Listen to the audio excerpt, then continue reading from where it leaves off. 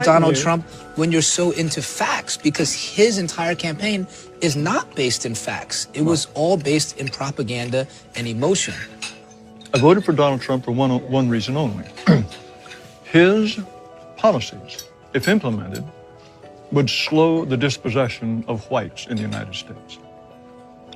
If he were to deport all illegal immigrants, if he were to think very hard about letting in any Muslims, all of this would slow the rate at which whites are becoming a minority. Why are you so worried about the white dispossession of America? Because I want my people to survive. Is that so strange? We don't control China. We don't control any place where whites are not a majority. And if we become a minority, we will not control our own destiny anymore. I grew up in this country as a minority, as the children of immigrants. I was their first child born in America. And while I didn't have much possession or didn't much control, I really enjoyed myself. And I think that if you ask a lot of Americans, they would say that I had a lot to offer this country. You know, according to you, I guess I would be perpetuating the dispossession of white America. That is true.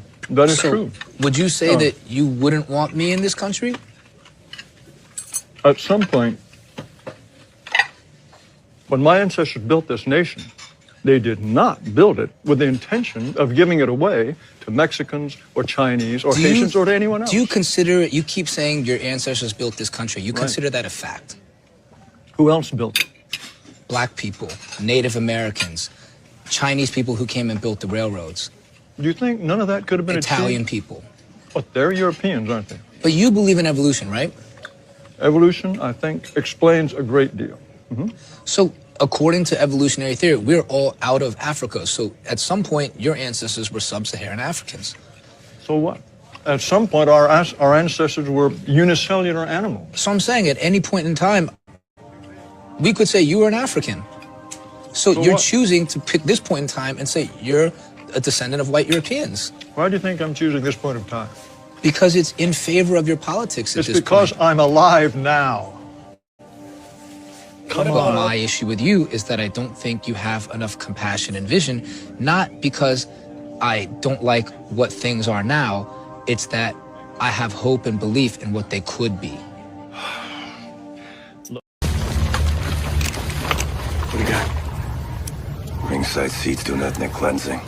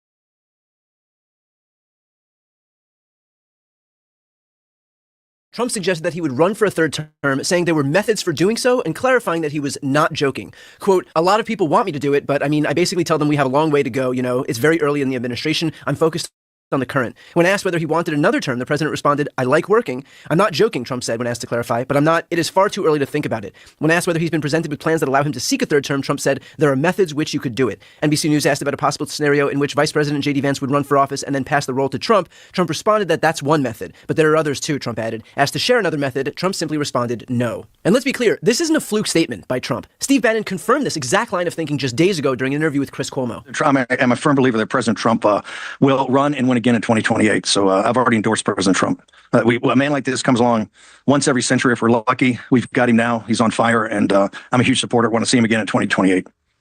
And obviously, anybody who doesn't like what you say but judges it as a function of a lack of intelligence doesn't know anything about you. I don't make that mistake. You're a smart guy. You know he's term limited. How do you think he gets another term? We're working on it. I think we'll have a couple of alternatives. Let's say that. We'll see what the definition. We'll see what the definition of term limit is. All right. Well, so you're talking about litigating this issue, because I don't want people to listen to our interview and say Bannon's cooking up an insurrection. Bannon is cooking up. You know what I mean? I want people to get a straight take on where your head is. What are you suggesting? Chris, as you know, I've had greater long shots than this. When we supported President Trump after the election, I realize you don't believe the election of 2020 was stolen. We do. We fervently believe that. When President Trump went back to Mar-a-Lago on January 20th, 2021, he was the longest of long shots to return to the White House. We said that day in our podcast and doubled down, having President Trump's back, that he was coming back not just to win the primary, he would win the White House, and we had to get organized and drive that victory, and also start working on all the policies, what's called Project 2025 or the America First Policy Institute, but all those different think tanks that started putting in the policies that you're seeing today in what we call Flood the Zone or Days of Thunder, or however you want to describe it. But this is many years in the making. So we've had greater long shots than Trump 2028, and we've got a lot of stuff we're working on there. We're not prepared to talk about it publicly, but in a couple of months, I think we will be. In fact, Trump himself has echoed this exact claim. I'll show you some clips which you might have previously felt were jokes, but keep in mind Donald Trump's clarification today when asked that he's, quote, not joking. We got it really rocking. We're looking good. We're looking good for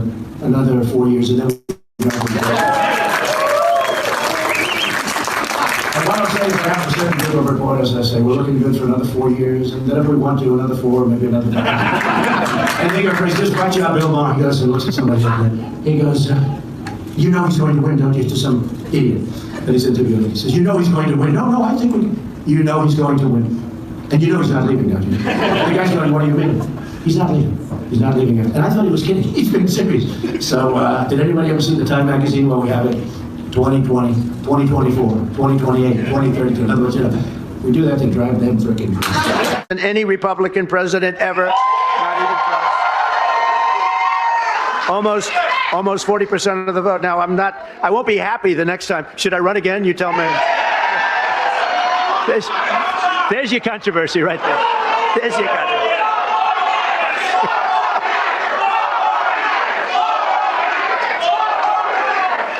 Thank you. You'll be seeing that. You're going to see that tonight, Tim, on television. But the fact that they say, "I can't run again," that's the expression, sir. Then somebody said, "I don't think you can." Oh. And do not delude yourselves into thinking that the spineless band of clingers-on in the Republican Party aren't already on board. Republican Congressman Andy Ogles has taken the cake, just having introduced an amendment to the Constitution to allow Donald Trump to run for a third term in office. The resolution he introduced would amend the 22nd Amendment, which currently limits presidents to 2 terms. And I should note, too, we've seen this coming. Just days after the 2024 election, Congressman Daniel Goldman introduced a resolution to reaffirm Congress's support for the 22nd Amendment, which, again, limits the president to just 2 terms. The resolution was designed to get Republicans on the record in support because it was so utterly predictable that they were going to attempt something like this. And what did Mike Johnson do? He refused to even let it go for a vote. I asked Congressman Daniel Goldman for his response to Andy Ogles' resolution. He said, quote, "By now, Donald Trump's pattern is predictable. Joke about something unconstitutional or authoritarian, normalize the joke to allow sycophantic Republicans to adopt the joke into a serious idea until it becomes MAGA orthodoxy." Representative Ogles has followed the playbook perfectly by proposing a constitutional amendment to allow Trump to serve a third term. While I'm grateful that he acknowledges that a third term would require a constitutional amendment, nothing Donald Trump says or does is funny. So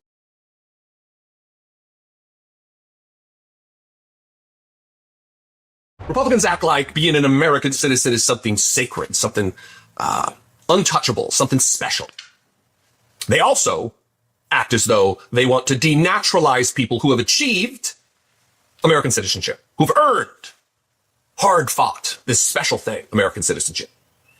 So it should have come as a shock to these same conservatives who claim to feel this way about American citizenship when Donald Trump was asked about relocating American citizens who are incarcerated across the country in our too many prisons, to send them to a foreign gulag to be tortured for the rest of their lives. Keeping in mind, by the way, we play this clip, but keeping in mind that Donald Trump himself is an adjudicated rapist. Donald Trump, a jury found Donald Trump to have sexually assaulted a woman. We witnessed his conviction on 34 felony counts. He's a convicted felon. He's a criminal. Convicted criminal. Donald Trump can't even be involved in charities in the state of New York because of his fraudulent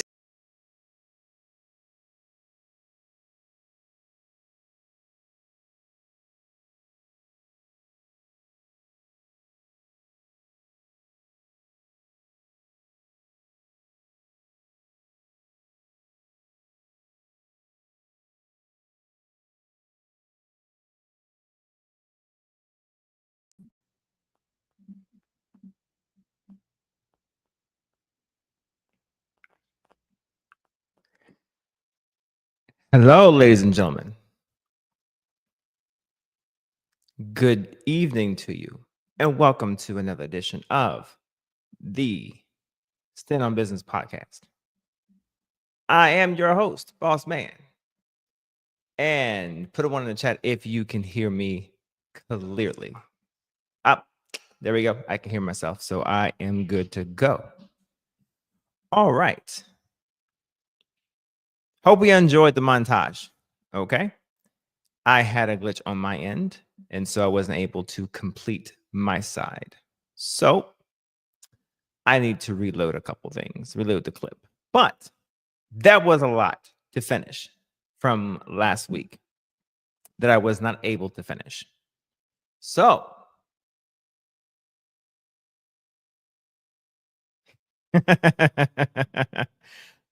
salute to you there, BMU. Yes. So a lot to finish, a lot to get through. And yes, congrats to you on the tariffs.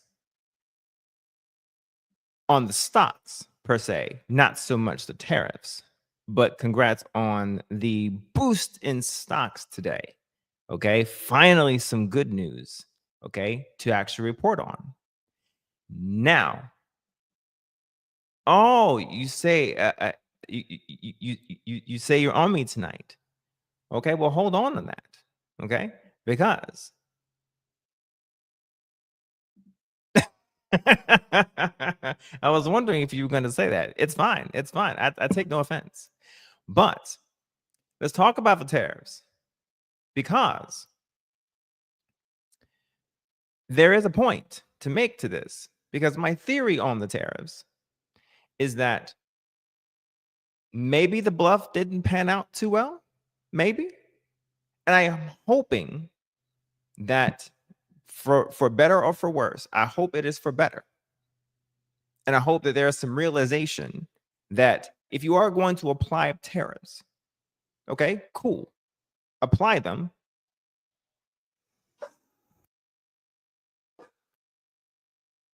One second.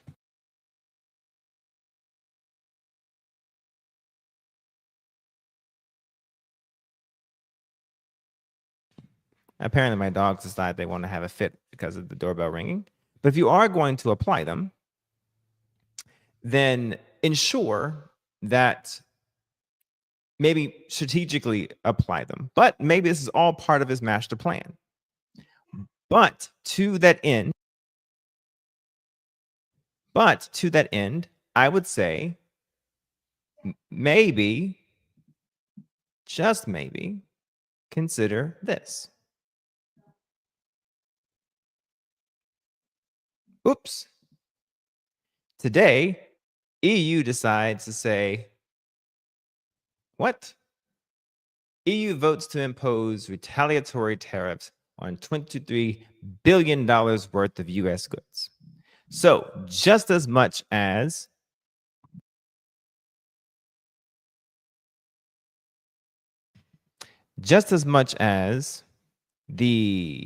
maybe the US decides to go ahead and put a pause on their tariffs, just as much as they decide to go ahead and do that, on the same day, EU says, what are we going to do? Boom. Right in the kisser.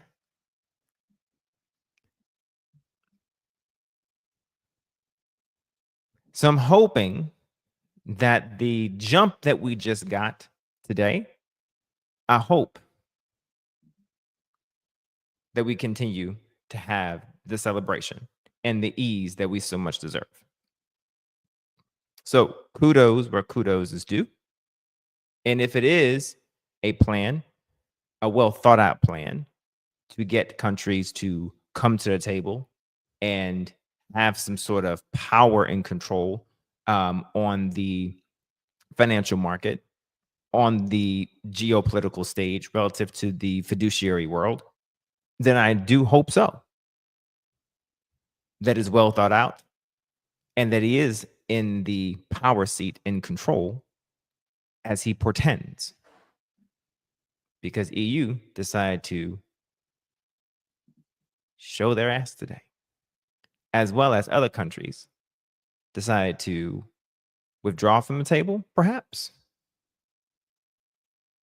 I don't know. Striking down the middle here, as I typically do, there, BMU. So yes, I know you're on my ass tonight. But as you know, I come ready. There we go. Yes, sir. All right. So, good evening, everybody. Now, as you know, there was a lot that happened relative to the Supreme Court, relative to the judiciary, and relative to the constitutionality of things. Now, the video that I was showing earlier, before my side decided to say, screw everything, I am going to finish playing the ending of it really quick because there's a part of the unconstitutionality part that I do want to continue and show because it plays into the rest of the night. So bear with me one moment. We're going to finish that part.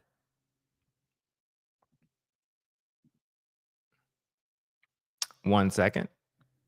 We're going to get down to this section right about here.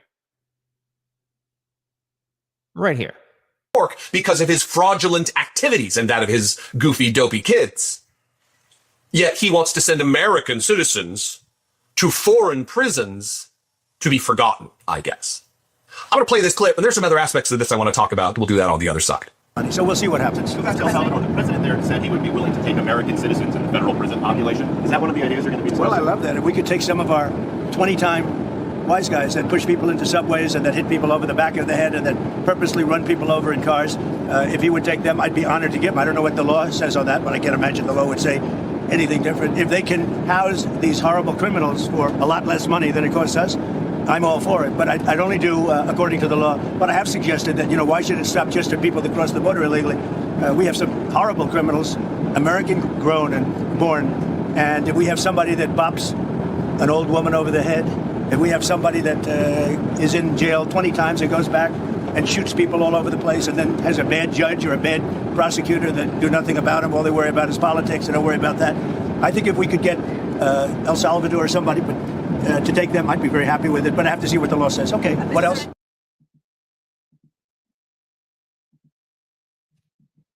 Okay. So, now, before I get into my tirade tonight and get into the law and get into the material tonight from what the Supreme Court says relative to constitutionality, relative to the law, and relative to the Supreme Court ruling, because we're going to go down the line of what the Supreme Court said. Before we get into that, I want to say, make sure you support the fam. All right. You can send a Cash App if you feel so inclined. All right. Or a super chat. All right. And if you feel so inclined also to support me directly, I'd appreciate it as well. All right. My Cash App is right there. Okay. Or the greatest way you can support me, honestly, is just going to over to my channel. Okay. And hit the like button, subscribe if you feel so inclined, and come on back over here. All right. And like Lost Translation always says, salute to you, sir. Okay. Grab yourself something cool to drink. All right. And come on over here to the foxhole. Okay. All right. And enjoy the show. So, the judiciary's gavel continues to disagree. Now, the Supreme Court, from the conservatives' mindset, is going to suggest to you that Trump received a win and the Democrats received a loss. from that surface level kind of sort of view, sure.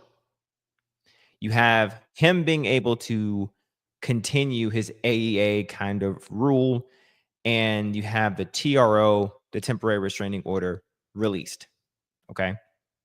The purpose of the TRO from Judge Boasberg, the purpose of it was for basically a determination of the overall applicability of the AEA usage invocation.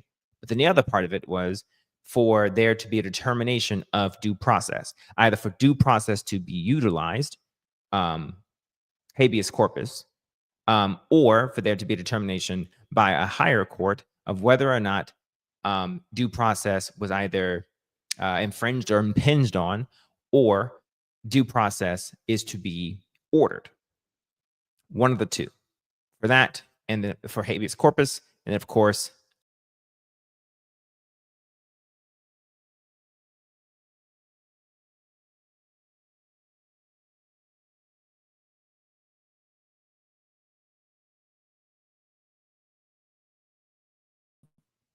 okay, this thing keeps kicking me out today. Or the appropriate portion of appropriate usage of the AEA, the Alien Enemies Act. Okay. Now, be not dismayed. It is a loss for the liberal side of things, and it is a win, a check in the administration. However, it is also a loss for the administration, and is also a check in the liberal side, if you will. But I want to get away from that just for a second, and focus also on what it is an ultimate win for. Okay, and it is most indeed and ultimately a win for overall democracy, or the republic, the democratic vehicle, and an overall republic. And here is why. Oh, Anissa has a question for you. BMU, how are these tariffs helping the average American? Salute to you, Anissa. Thank you for being here, sweetie. And here's why. And there's a reason why I played the unconstitutionality clips from earlier. And especially the last one, where Trump is basically floating the idea of taking American citizens, of which he deems consistently recidivizing, or with high recidivism rates, or high time criminals, or maybe participating in certain types of crimes. Okay. And deporting them to El Salvador because they can imprison them for a cheaper rate than it would cost us in America to imprison our own. I want y'all to think about that for a second. The concept of taking American citizens and imprisoning them, not here in the States, but imprisoning them somewhere else, deporting them essentially. I told you guys that the number one issue when it comes to due process is that if you do not check due process, if someone is impinging upon due process, and if it's not checked, what ends up happening is that someone then takes that and says, great, if I can do it here, I can do it here.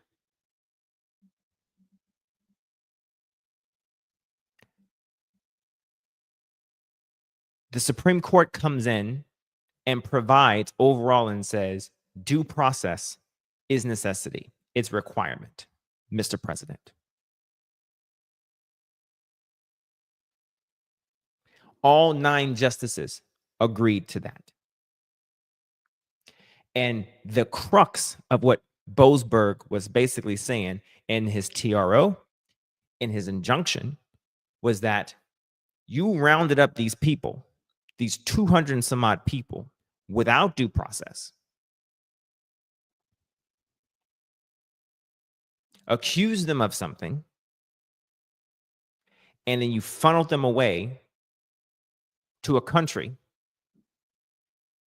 And if you were going to use 50 USC subsection 21, it requires that you funnel them away to the country in which they are native to.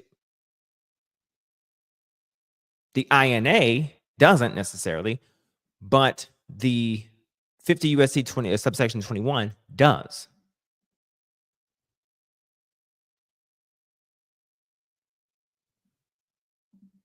The prison industry has been and will be a prosperous investment. Exactly. The Trump administration is paying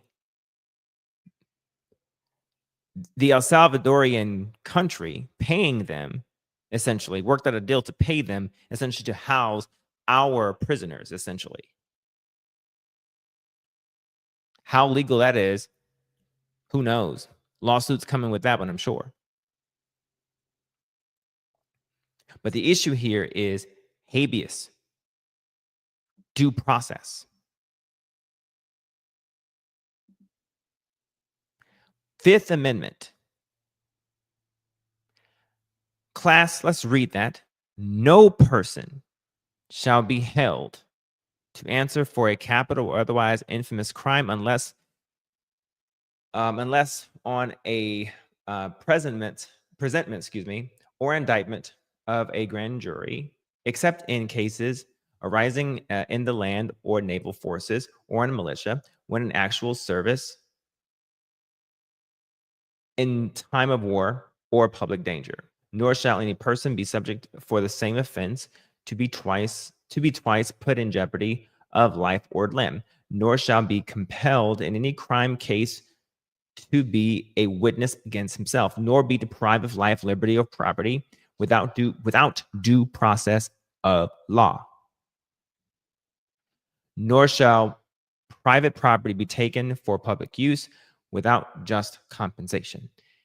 Due process of law. But go back to the top. It says no person. It did not say no citizen, no black person, no white person, no rich person, no alien, no immigrant, no border crosser. No, it just says no person.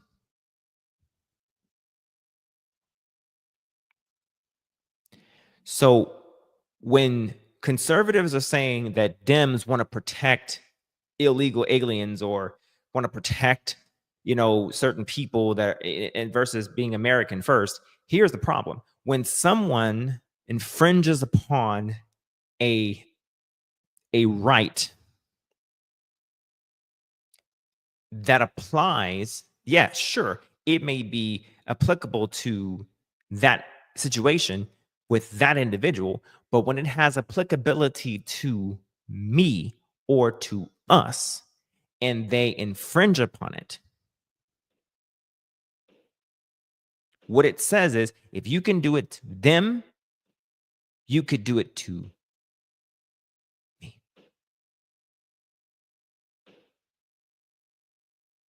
And we as black people, we have got to understand what that's like. Y'all as Mexican people, I'm Mexican, by the way. Y'all as Mexican people, y'all have got to understand that.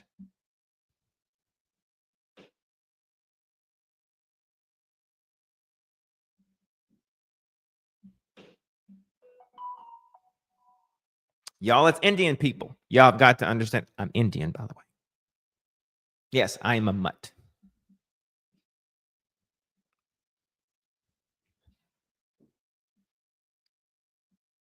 And without due process to check and see if these people are part of the asylum process, have green cards, have visas, part of the asylum, part of the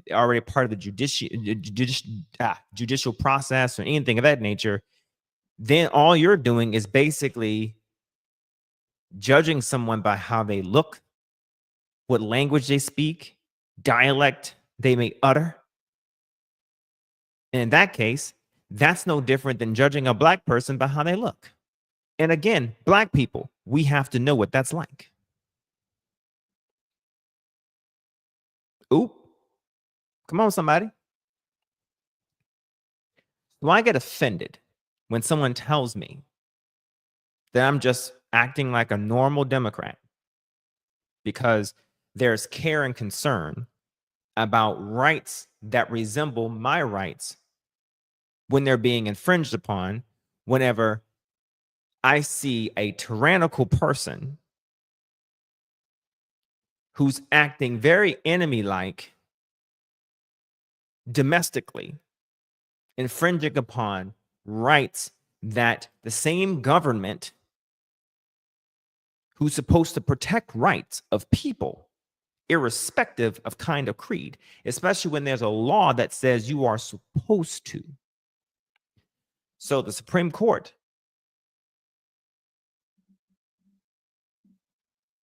it's a way to circumvent the 8th Amendment of the Constitution. Agreed. And clock it. Absolutely. Imagine, black people, the government comes eventually, because I told y'all this was coming. The idea that floated in the bronzer in chief's brain, because why do you think he would come after birthright citizenship?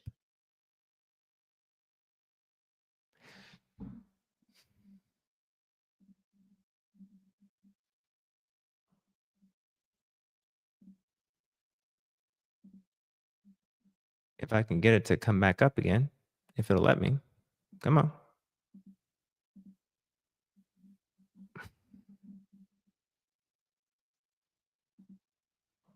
Why is this thing being difficult today?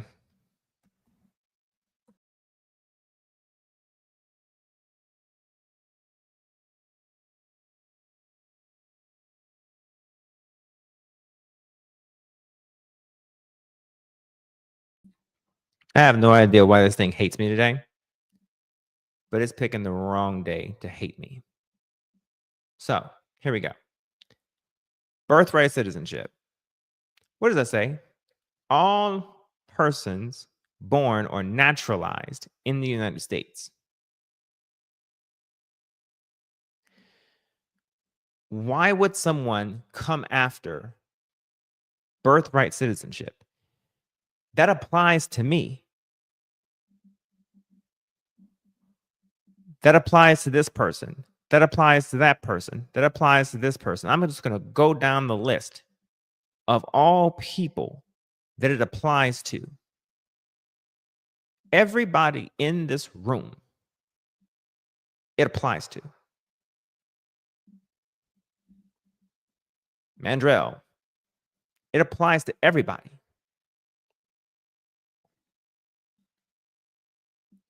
And naturalized means the process of becoming a citizen.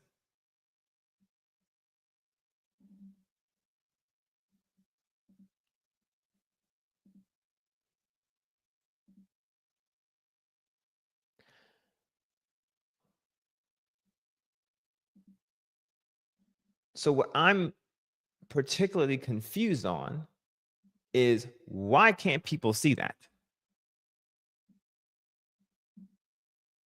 So yes, I can get excited about tariffs.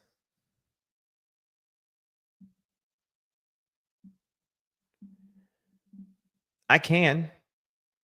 And maybe I should have gone ahead and got into the stocks when they were really, really low and cheap, and then took advantage of his manipulation of it. I really could have. I thought that today, actually. And kudos to him for being able to, have a handle on these things. And hopefully he maintains it if this is his actual plan. If I'm just being objective here.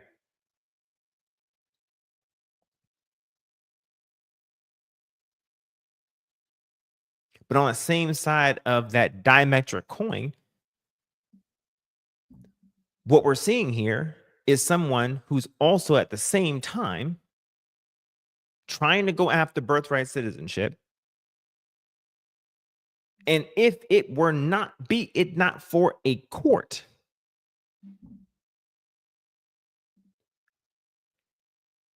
be it not for the court, that the House of Representatives are trying to do what?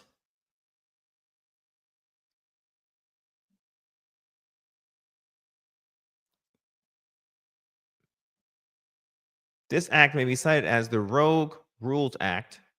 Let's see.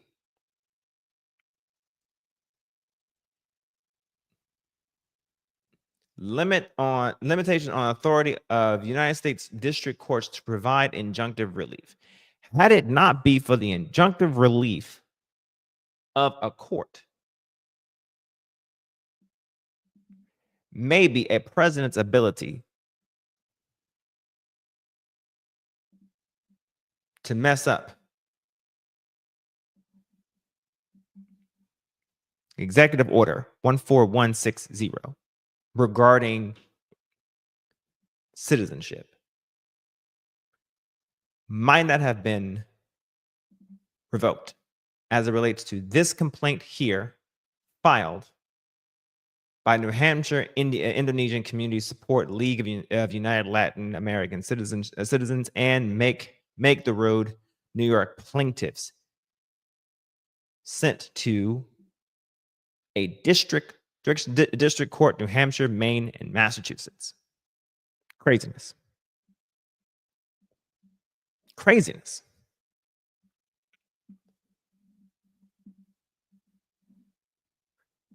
The same people who hold that Constitution to their hearts.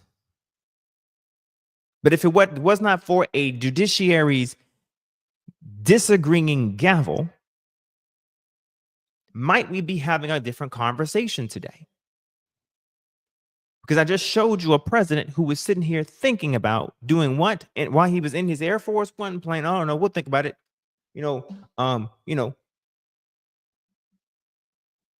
Citizens who were born here, we got some natural born ones that need to be sent to El Salvador. What?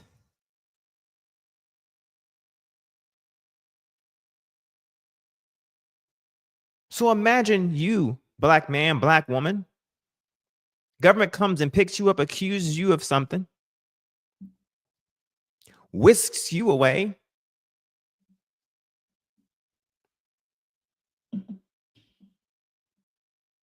Without due process. Does that not sound fucking familiar? Did we not go through that shit? And guess what? We told you that was coming.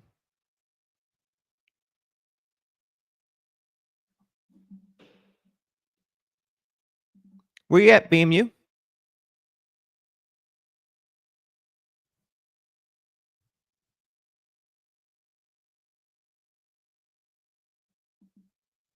I got tabs tonight about the judiciary's gavel, because although people may think that the Supreme Court gave old daddy dumper pants, old bronzer in chief, tanner in chief,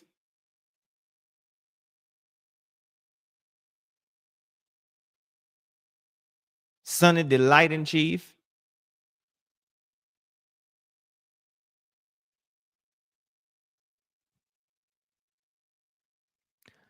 Donald Trump in his original name before his mom and daddy changed their names. Because originally he is not American. He is, but his mom and daddy weren't. Trump.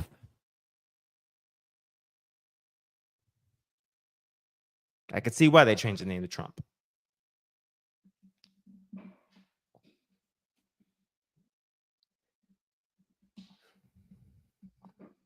Got tabs for you tonight. If it were not for the judiciary's gavel, we'd be having a different conversation. So what? But no, we got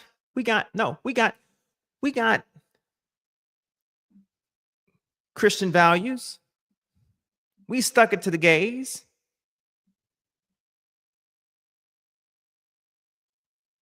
Last I found out, the Republicans have long left the concept of writing a law about getting rid of abortions. They fucking forgot about that shit.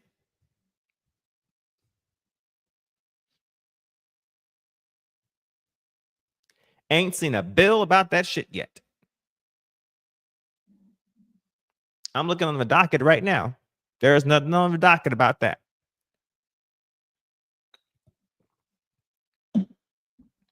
$150 executive orders. And the only thing they gave y'all about everything that y'all has been incessant about, that they gave y'all to chew on, is some shit y'all already knew. Male and female. Okay. Meanwhile, businesses who are willing to risk their overhead to get sued are able to discriminate if they want to. They were encouraged by executive order. Stand by. Let me go ahead and, for the record, give you the exact executive order because I don't mince words.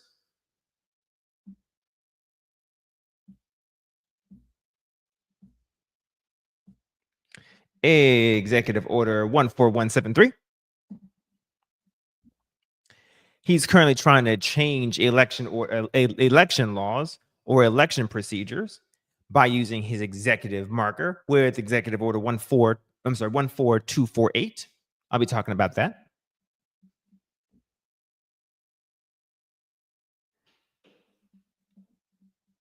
Invoking Alien Enemies Act. Incorrectly, inappropriately, using it wrongly, actually. If you are going to use it, at least send them back to the right damn country.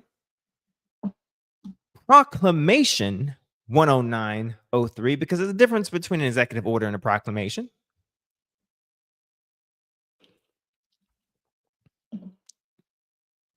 A proclamation so goddamn good that it got all 9 Supreme Court justices to agree on something.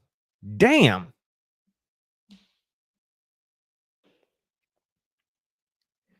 Targeting law firms because you don't like the fact that they ruled against me, that they fought against you. Executive Order 14230. Birthright citizenship. Executive Order 14160. Damn.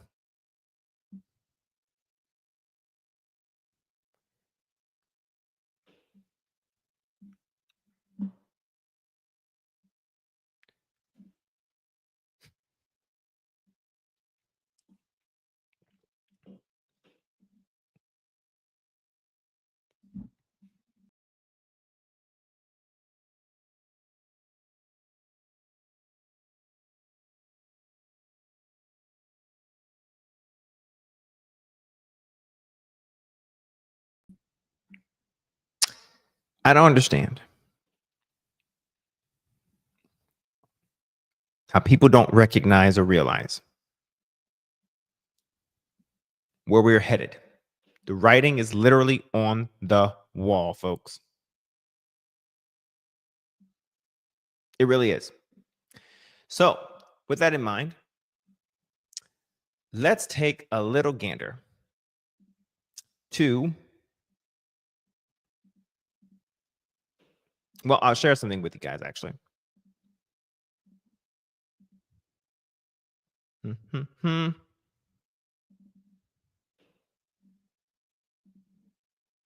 And disappointing ruling by the United States Supreme Court, 5-4, led apparently by Chief Justice Roberts. The Supreme Court has just patted the Trump administration on the back effectively and has rewarded them for violating. And mind you, this guy here, he's a little doom and gloom. And even the last guy I played, Jesse Dollemore, he's a little doom and gloom as well. All right. But I'm going to provide more context, okay, to the Supreme Court ruling, because I have, y'all know I have stuff. Okay, y'all know I have stuff. I always have stuff. Okay, when it comes to this, all right, I have here within my grasp the Supreme Court filing. Okay, and within this, there's some pretty good information. Okay, from the per curiam, okay, ruling from the majority, even the Republican or the conservative majority, there is something to glean from it as well. And it tells it tells the Trump administration to get somewhere and sit the fuck down to some degree. Okay. All right. But process rights of individuals by giving them no notice, kidnapping them, and sending them to rot in the jails of El Salvador. Because in the new ruling, while they've made the new law that in the future, anybody else that's arrested and picked up has to be given notice and some limited due process rights through what we call a writ of habeas corpus in the United States federal court where they currently reside or are confined. For those that are already sent to El Salvador in the middle of the night, they have no due process and no habeas corpus because the last time I looked, there's no U.S. federal court in El Salvador. okay, so this is the part that I'm going to touch on a bit more too, but this is the part that I'm disappointed in. But there's some glean here because inside of the what is it? How many pages? 25-page concurrence and dissent. There's nothing. Well, the dissent mentions it, but the concurrence doesn't. So basically, the feckless conservatives mention nothing about the fact that there was no due process provided to the hundreds of people that were actually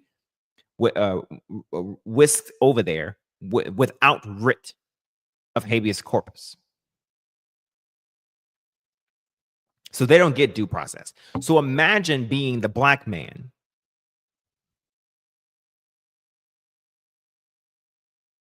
over there, and the government says, we can't do anything for you.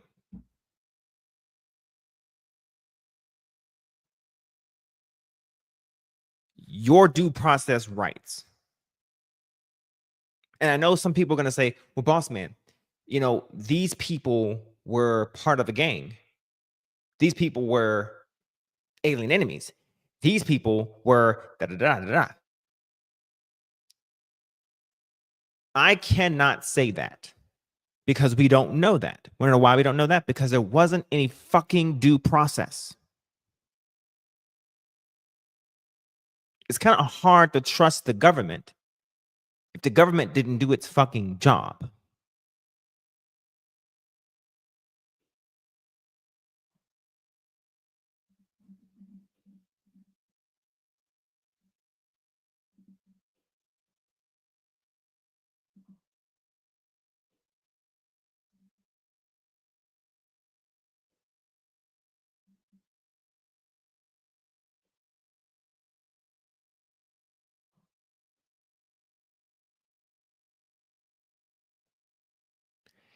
Even the Alien Enemies Act, subsection 22.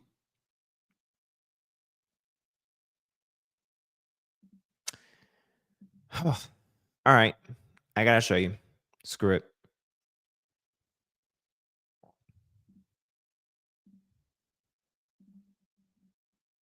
Because see, here's a pattern I'm starting to see with with Bronzer in Chief.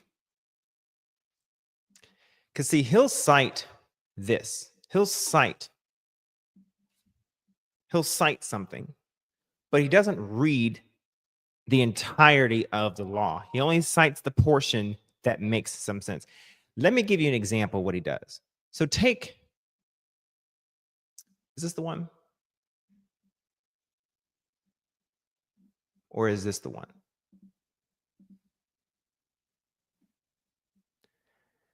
I think this is the one. Okay, so take this for example. This is the one where He basically declares a national emergency at the southern border of the United States. We're going to deviate just for 1 second because I want to prove a point. This is a pattern of his. Okay. Now this looks official. Now, therefore, I, Donald J.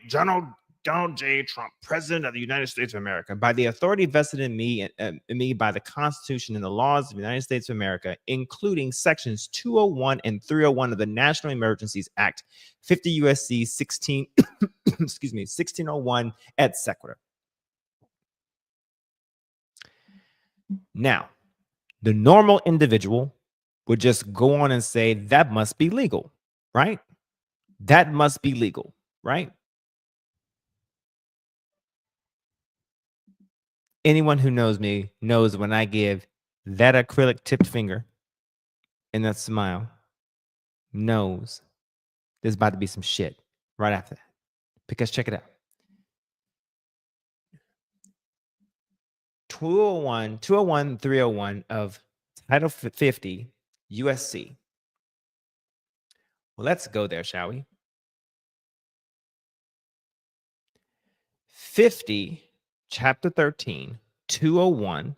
What does that say, y'all? Come on, class. What does it say? Come on. Somebody type it in the fucking comments. What does it say? 201.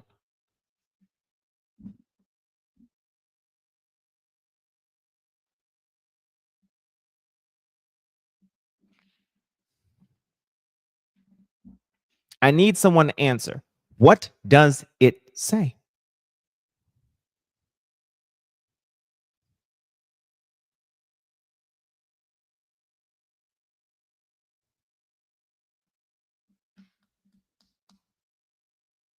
(201 to 204), Title 50.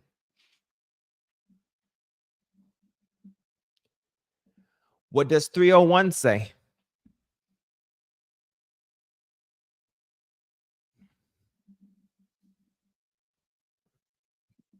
ABMU.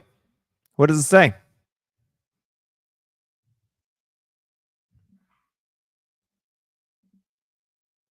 Come on, my guy. Salute to you. Come on.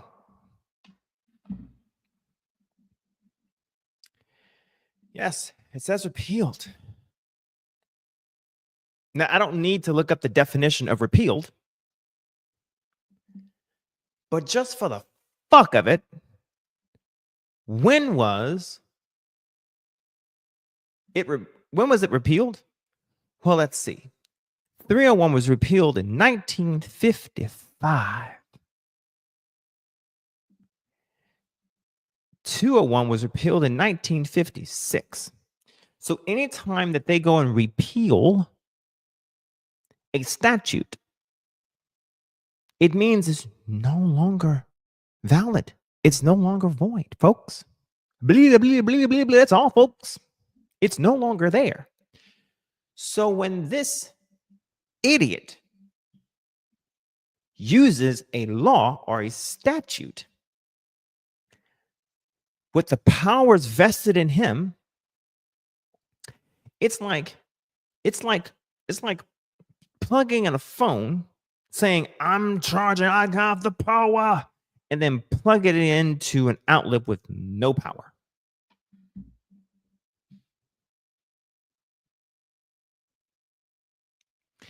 He just signed his name onto a dead statute. What incompetence you people voted for?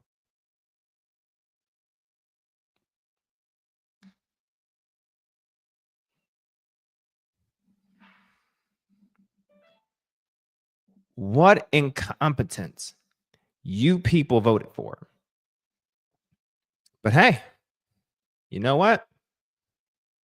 Yeah, that's what I'm talking about. That's what America wants. Nice and calm.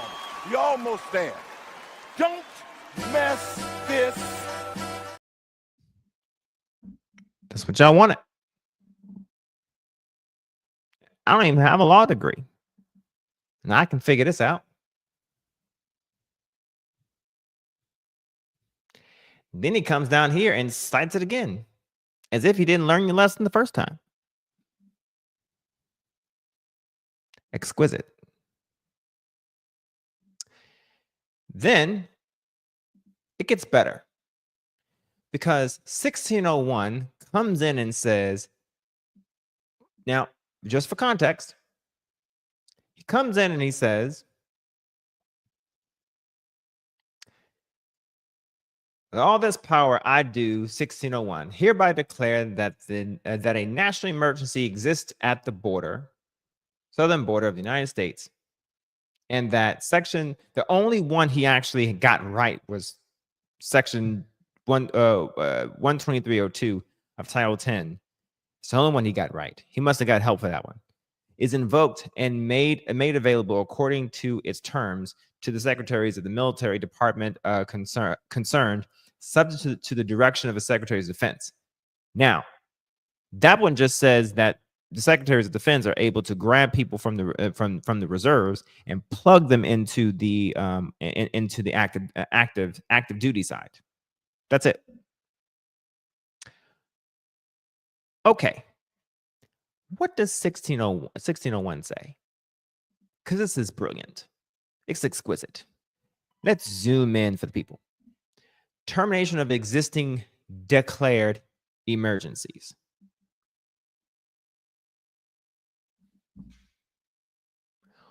Wasn't the purpose of this to declare an emergency? So there were previous emergencies there? So you just declared a new emergency? I'm confused. Anyway, all powers and authorities possessed by the president and other officer or employee of the federal government or any executive agency as defined in 105 of Title 5, which are definitions, as a result of the existence of any declaration of national emergency in effect on September 14th, 1976, are terminated for 2 years from September 14th, 1976. So the range of this one doesn't even fucking apply.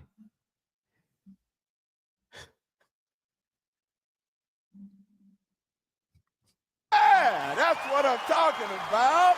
That's what America wants. Nice and calm. You're almost there. Don't.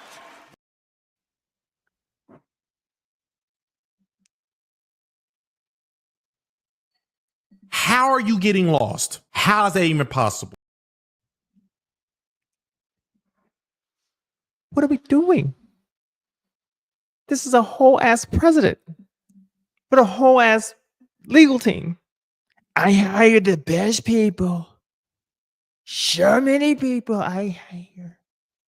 They're gonna be great. Like, what are we doing? A whole ass team of people.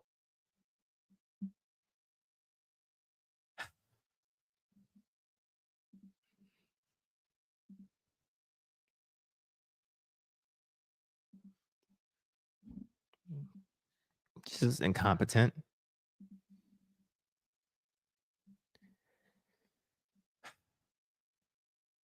Anyway.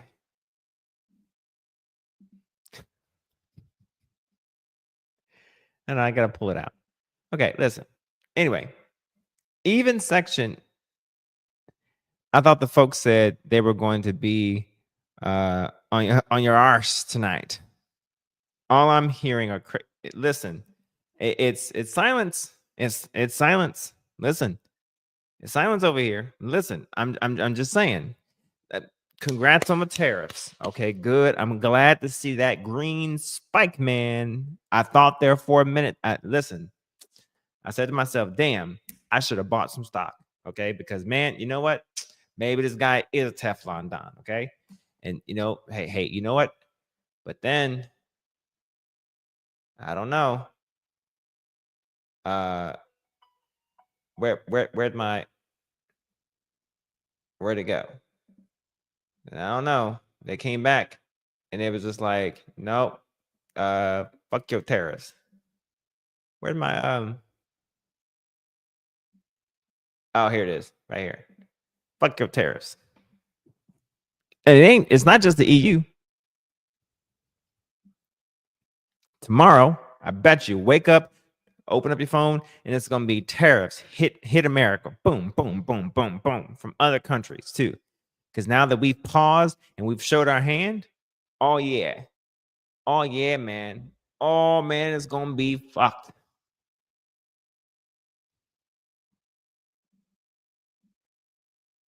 I could be wrong though. I hope I am.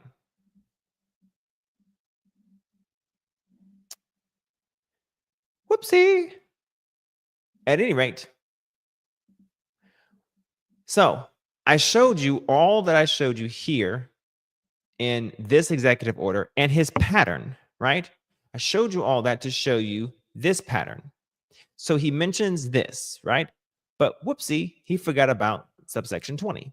When an alien who becomes liable as an enemy in the manner prescribed in section 21 is not chargeable with actual hostility or other crime against the public safety, he should be allowed for the recovery, disposal, and removal of his goods and effects, and for his departure, the full time for which is or shall be stipulated for any treaty then enforced between the United States and the hostile nation and the hostile nation. See, the hostile nation.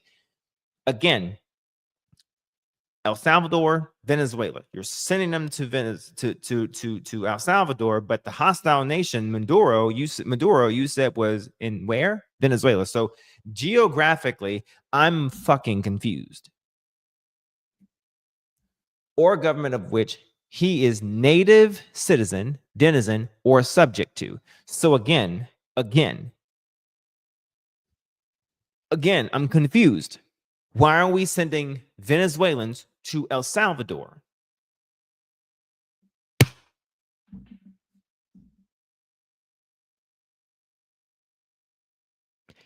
Nine Supreme Court justices, and I ain't seen none of them mention this shit. 1, 2, 3. So that's 12. 15. At least 15 judges that I've seen between district court judges and appellate judges. Nobody has caught this yet, from what I've seen.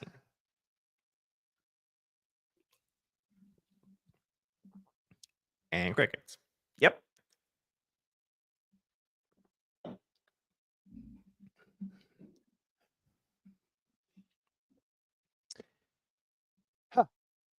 And where no such treaty exists or is in force, the president may ascertain and declare such reasonable time as may be consistent with the public safety and according to the dictates of humanity and national hospitality.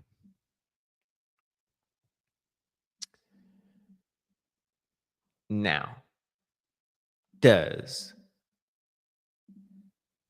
whisking people away sound like hospitality?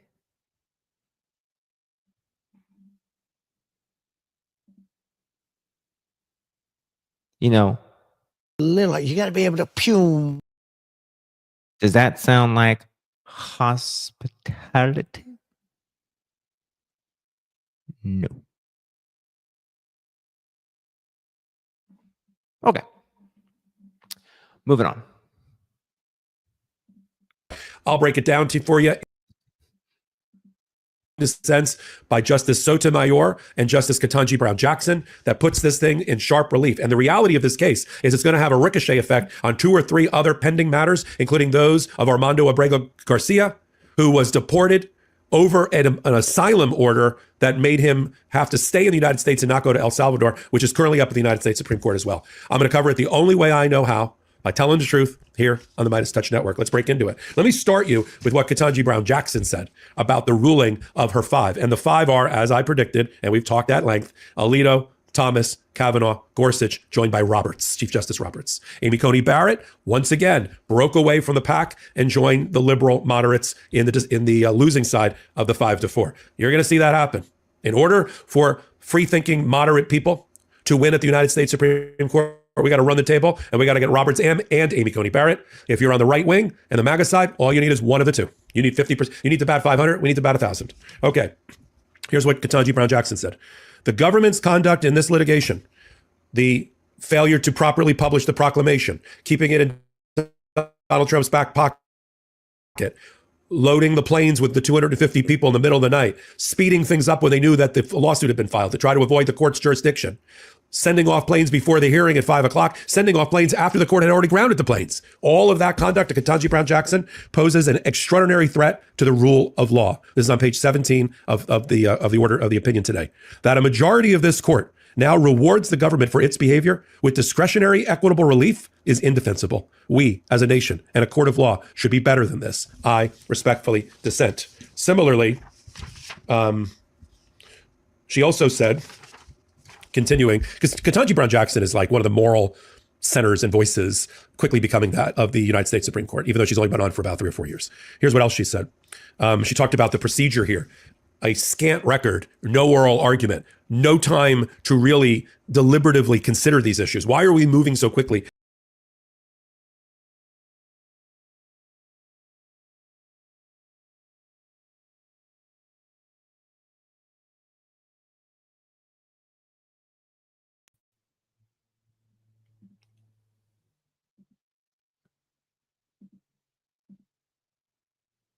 It just doesn't like me today.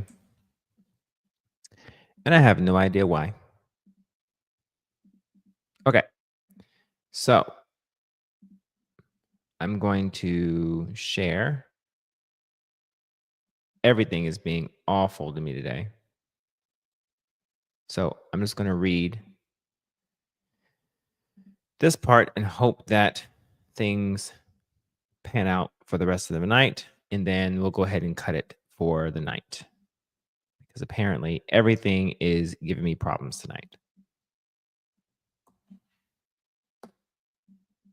Nothing is liking anything I'm doing. Stand by.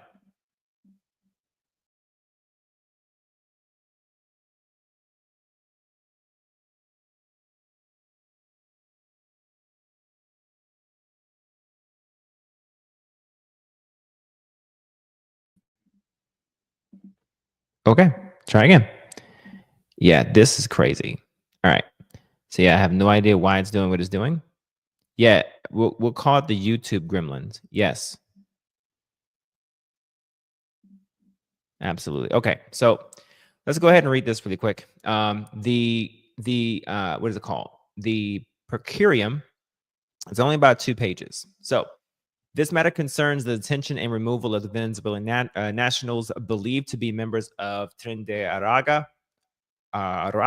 There we go. Or TDA, an entity that the State Department has designated as the foreign terrorist organization. The president issued a proclamation 10903 invoking the Alien Enemies Act, or the AEA. That would be statute 40607, but that's 50 U.S.C. 21. That's the one I showed you on the other screen. To detain and remove Venezuelan nationals who are members of TDA. See, he wrote in there who are members. That's not proven. Whatever. Infraction number 1. Invocation of the AEA regarding the invasion of the United States by TDA.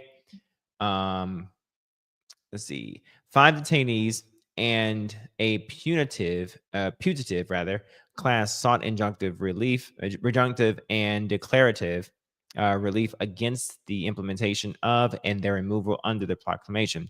Initially, the detainees sought relief in habeas, among other causes of action, but they dismissed their habeas claims. On March 15, 2025, the District Court of the District of Columbia issued 2 temporary restraining orders, or TROs, preventing any removal of the named plaintiffs and preventing removal under the AEA of a provisionally certified class consisting of all non-citizens in U.S. custody who are subjected to proclamation.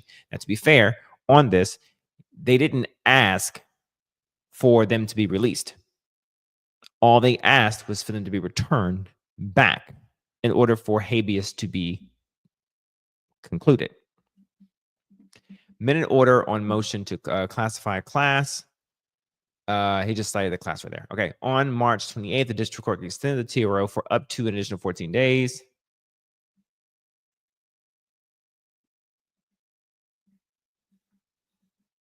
Okay. The DC Circuit denied the government's emergency motion to stay the orders. The government then applied to this court seeking vacatur of the orders. We construe these TROs as appealable injunctions. Okay. So we grant the application to vacate the TRO. So they're basically saying we're going to vacate it. We're going to debt the TRO, and here's why. The detainees seek equitable relief against the implementation of the proclamation and against their removal under the AEA. So this is what they seek. They challenge the government's interpretation of the act and assert that they do not fall within the category of removable alien enemies. But we do not reach those arguments.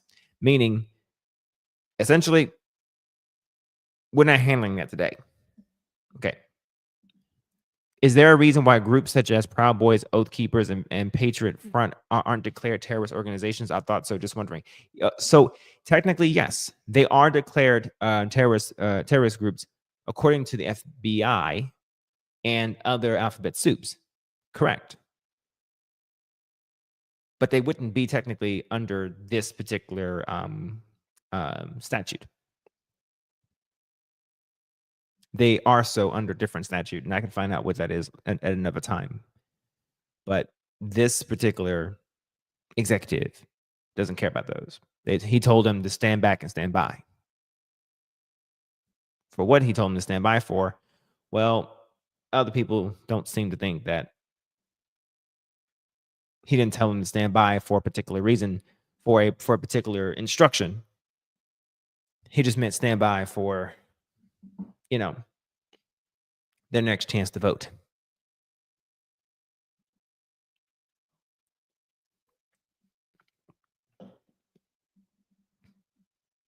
Wink, wink. You know, January 6th didn't mean nothing. Funny, we haven't had an insurrection since. Okay. All right. Let's see. Where was I? Challenges to remove under the AEA, a statute which largely precludes judicial review, must be brought in habeas.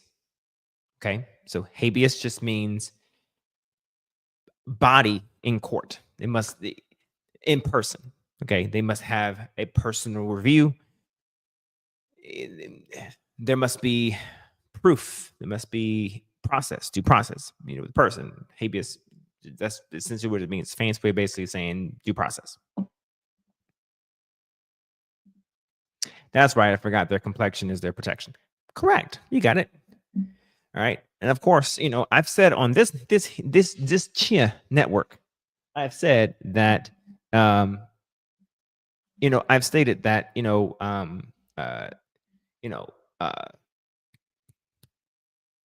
January 6th was a culmination of events that the Bronzer in Chief was involved in, and they didn't believe me. They don't conscribe to that understanding. I had nothing to do with January 6th. It's a conspiracy. It's the Dems. That Nancy Pelosi. When I get her name right sometimes. Nikki Haley. All right. So. All right. Holding the habeas. Get rid of that. Okay, holding that habeas was the only cause of action available to challenge deportation under immigration statutes. Yeah, I always get status and statutes mixed up. Statutes that preclude judicial intervention beyond what was necessary to vindicate due process rights, regardless of whether the detainees formally request release from confinement because their claims for relief necessarily imply the invalidity of their confinement and removal under the AEA, their claims fall within the core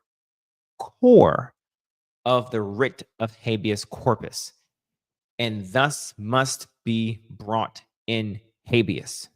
Now, this here, those are Trump's. There are good people. There are good people on both sides. Such good people. Yep. Now listen. Core of writ of habeas. Writ of habeas corpus, and thus must be brought in habeas. Listen. This statement right here, I need y'all to understand that is going to spark a bunch of issues with Boasberg, Judge Zenas, and a couple other district judges, because if you're saying that it must be brought in habeas, that means the other 200 some odd people that were already in El Salvador, apparently,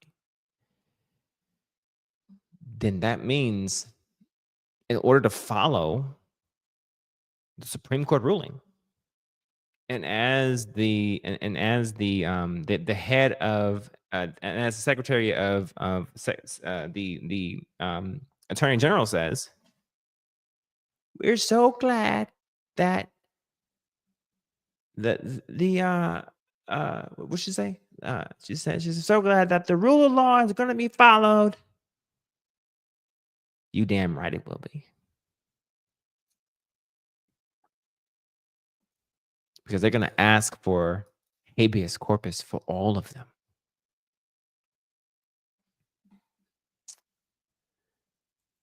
This is the Supreme Court's way of basically kind of hiding its head, basically, while also,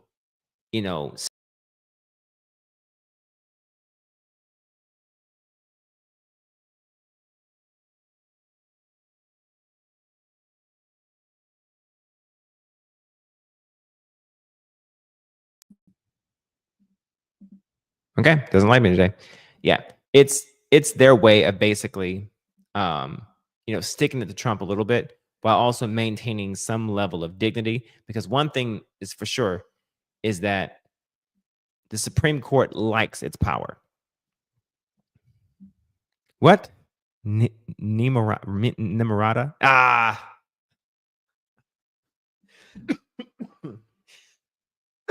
Nimrata. I love it. I've been working. When you're doing the Trump impersonations, you can't plan what you're going to say at all because it doesn't make any sense. In order for it to make sense, it can't make sense. So if you're making sense, it doesn't make any sense. So when you just do it, you just got to just come out with it.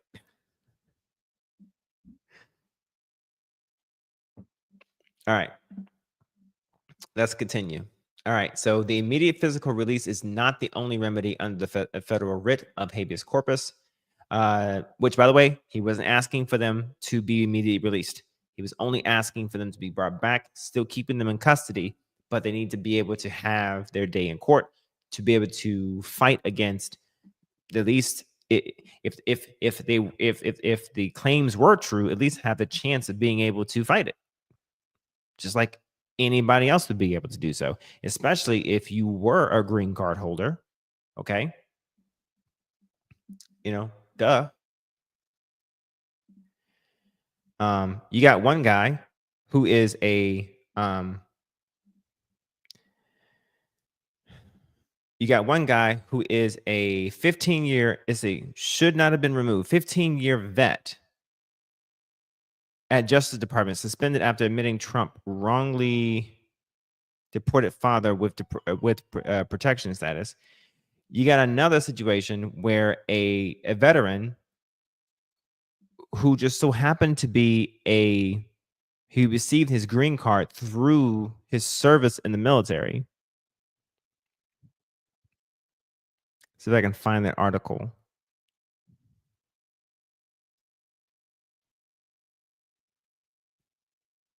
No, I'm not going to be able to find it. But anyway, he receives a Purple Heart. He gets out of the military, and he goes to jail for whatever reason. We don't know exactly why, but he serves his time for his crime, and he gets out around the same time that Trump is inaugurated, and then he gets deported. Served 35 years in the military.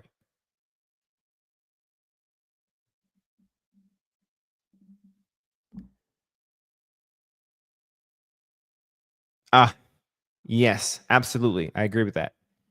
All right. So it just baffles me. The only reason why I can think that he would actually qualify in their minds for him to that 35-year vet to be removed from the country is because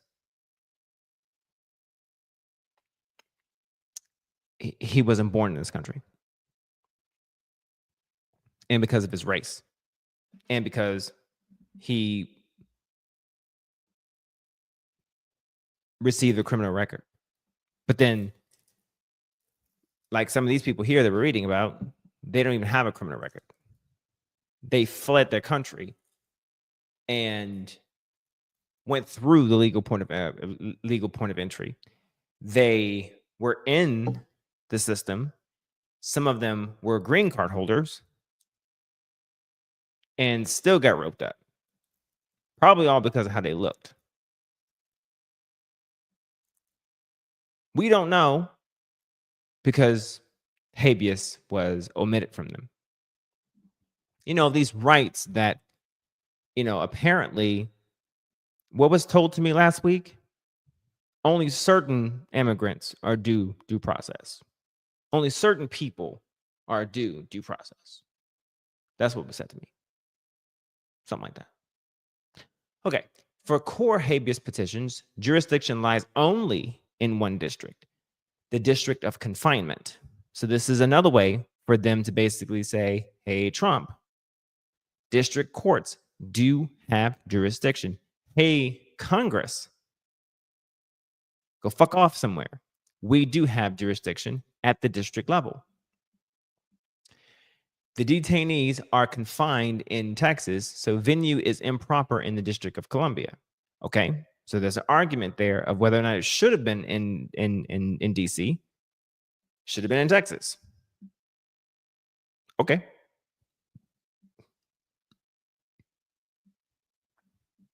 As a result, the government is likely to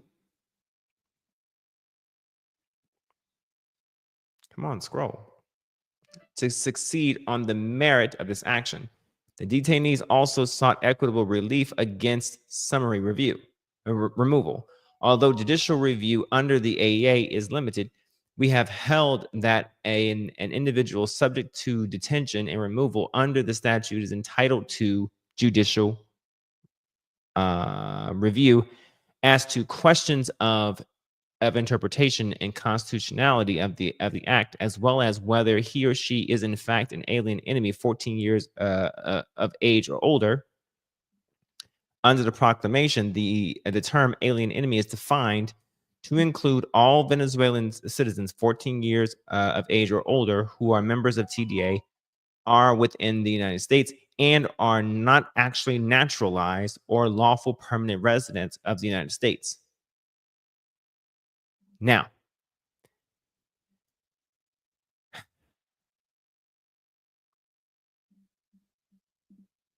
but if that Purple Heart recipient's complexion offered protection, this would have been a non-issue. Facts. Gotta love a double standard. Exactly. Now, that one statement I just read, that's going to offer a problem to the administration. Although judicial review under the AEA is limited, we have held that the individual subject to detention and removal under the statute is entitled to judicial review. So everybody who is going to be removed under the AEA moving forward is going to need judicial review. So yes, shout out to our Payne. Salute to you, sir.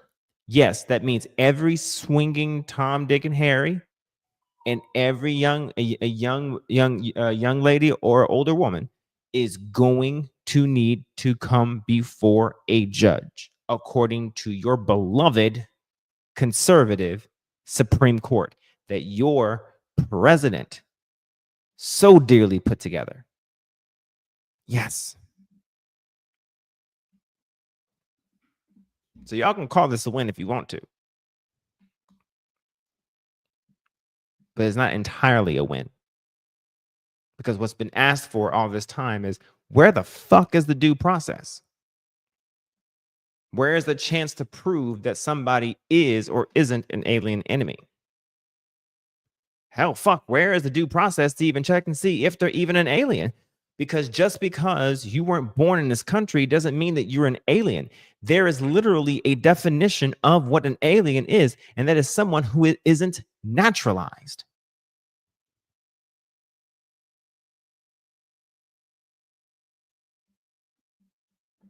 Yeah, people. I don't know if y'all knew that or not, but yes, just because you're someone who came over the border doesn't mean you're an alien.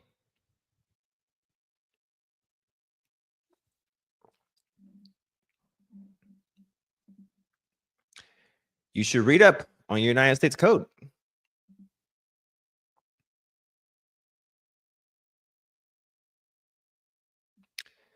Somewhere in the I don't know, 8 USC 1101. Stand by. I'll tell it to you.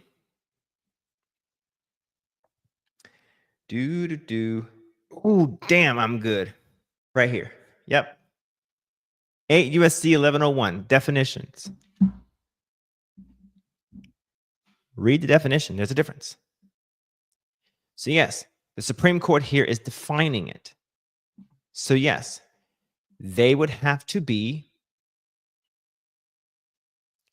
as to the question of interpretation and constitutionality of the act, as well as whether, now notice they didn't go into whether or not, we have to actually be, I don't know, in war with the particular country, or whether or not my concern addressing subsection 21 of Title 50 or subsection 22 of Title 50, whatever. Just skipped right over that shit. As to the questions of interpretation and constitutionality of the act, as well as whether he or she is in fact an alien enemy 14 years of age or older, under the proclamation, the term alien enemy is defined to include all Venezuelan citizens 14 years of age or older who are, one, proven who are members of TDA, not believed to be. They actually have to be, are within the United States, so they got to be here, and are not actually naturalized, which means in order for them to know that they're not naturalized, and you're not just plucking up a damn citizen, you kind of have to do the due process, or are lawful permanent residents of the United States. So that's the difference between naturalized green card people or lawful permanent resident visa holders. There's your difference. In case you didn't know. In case that you were ignorant of the different types, because everyone seems to think, there's a lot of people that seem to think that there's no difference between a green card holder and a visa recipient. But what do I know?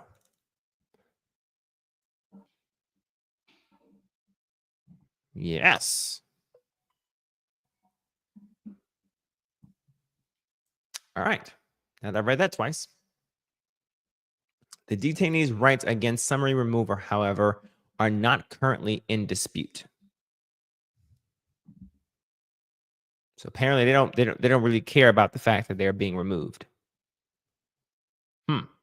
The government expressly agrees that TDA members subject to removal under the AEA get judicial review. So how can you not have a problem with them being removed, but you have a problem with the fact that they didn't get due process? You should have a problem with them being removed, since the due process is a predicate to the removal.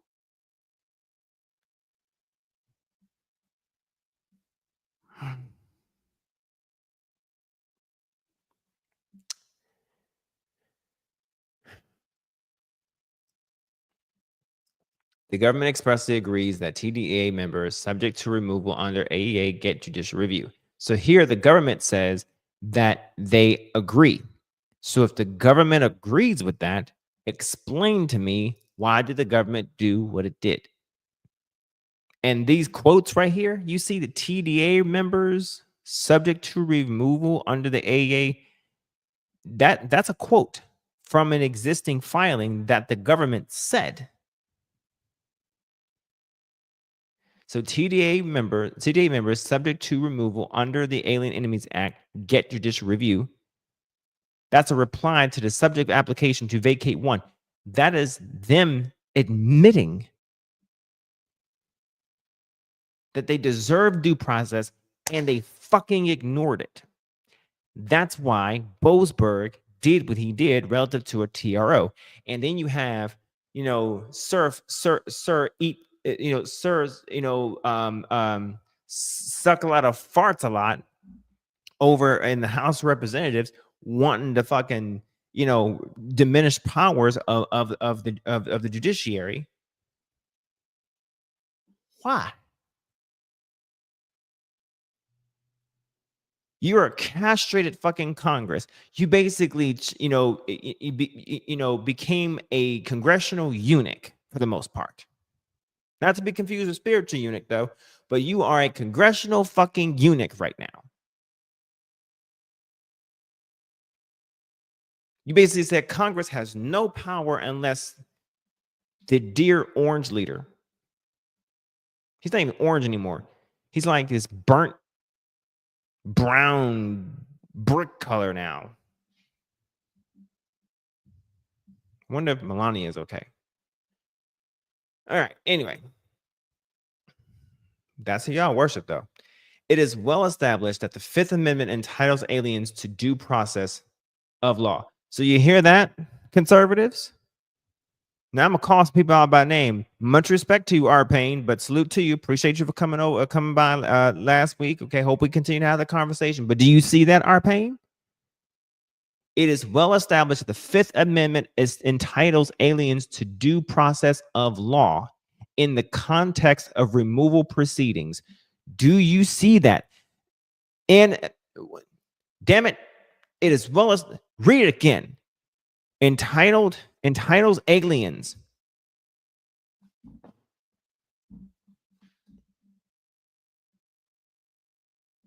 Crickets. Let me start that one. Where you at, BMU? Are you fucking conservatives? Much respect to y'all. Where y'all at?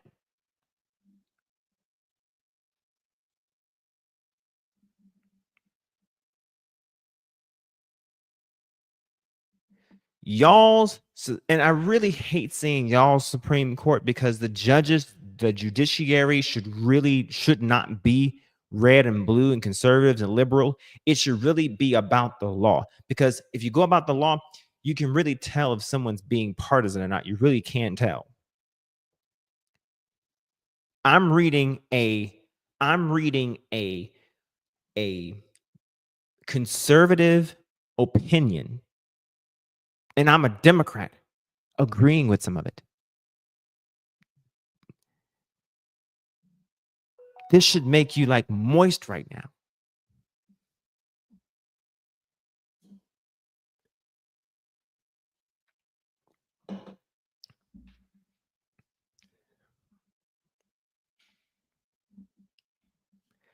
No, it's not.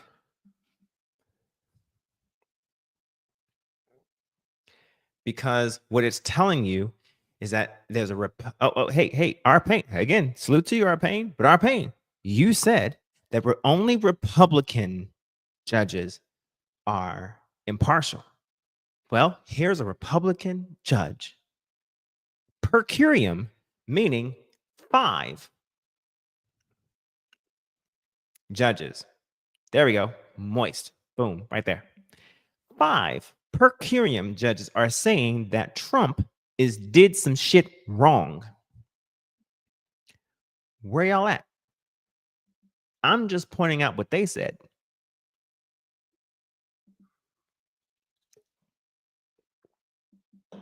Crickets. That's all.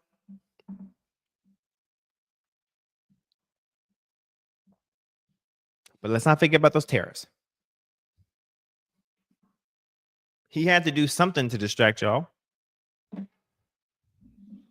He had to come out and say, victory is mine. Victory is mine. They said I did some shit, but it's mine. No, it's not.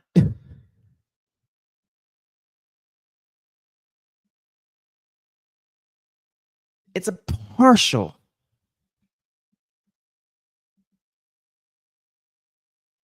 It really should be about the law according to the Constitution, but that cult has shown time after time that they are putting party before democracy. Our civil liberties be damned. Clock it. Case in point, exactly.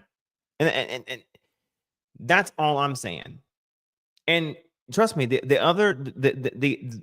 4 who dissented, and they dissented bipartisanly. There was one Republican who dissented. It was the women who dissented, and the men procuriorized. Isn't that something?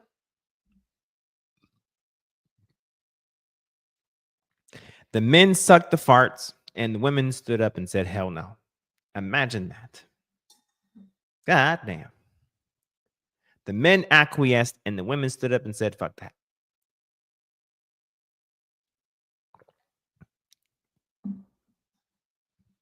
Whew. Damn. It's gotta hurt. Here we go. Where was I?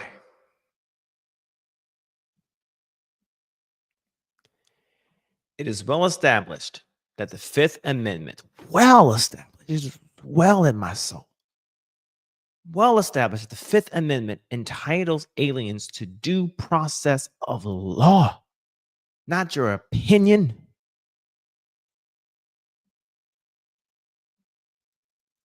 Oh, did I say the wrong name? I hope I said the right name. Barrett. I hope I said the right name. If I didn't, it was Barrett, Kagan, Jackson, and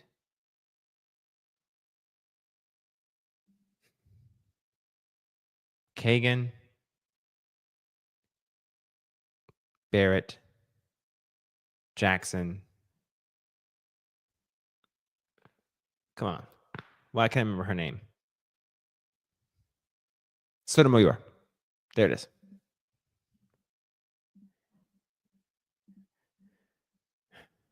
Go away, dang it. Okay. It is well established that the Fifth Amendment entitles aliens to due process of law in the context of removal proceedings. So the detainees are entitled to notice an opportunity to be heard appropriate to the nature of the case.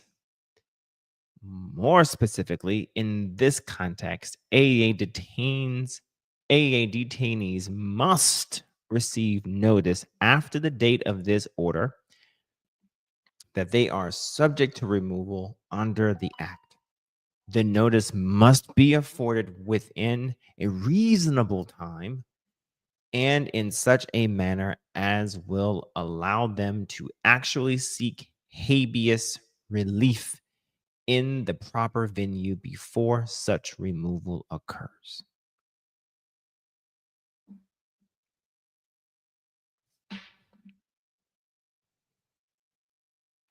Damn. Damn.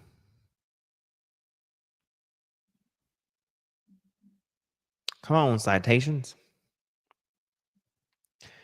For all the rhetoric of the dissents, today's order and per curiam confirm that the detainees subject to removal orders under the AEA are entitled to notice and an opportunity to challenge their removal. The only question is which court will resolve that challenge. For the reasons set forth, we hold that venue lies in the district of confinement.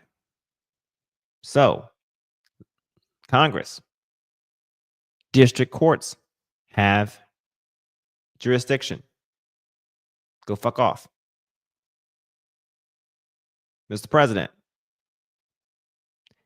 keep your orange ass over there and just do what the law says. Execute your shit, write in your little magic marker. When your shit comes over here, we'll continue to help as best we can, but fuck off. Don't do sign no shit over here about no damn impeachments, okay? We mind the business that pays us. You continue fucking around, okay? But don't touch our judges. Now,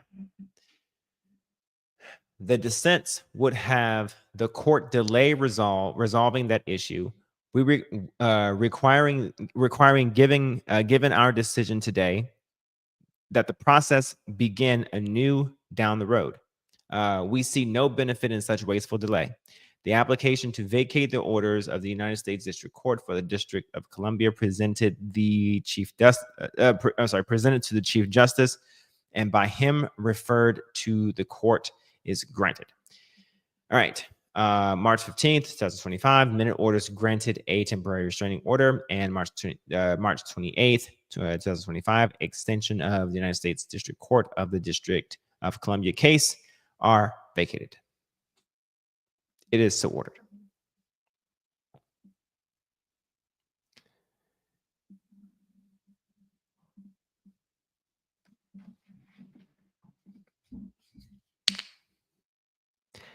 Now,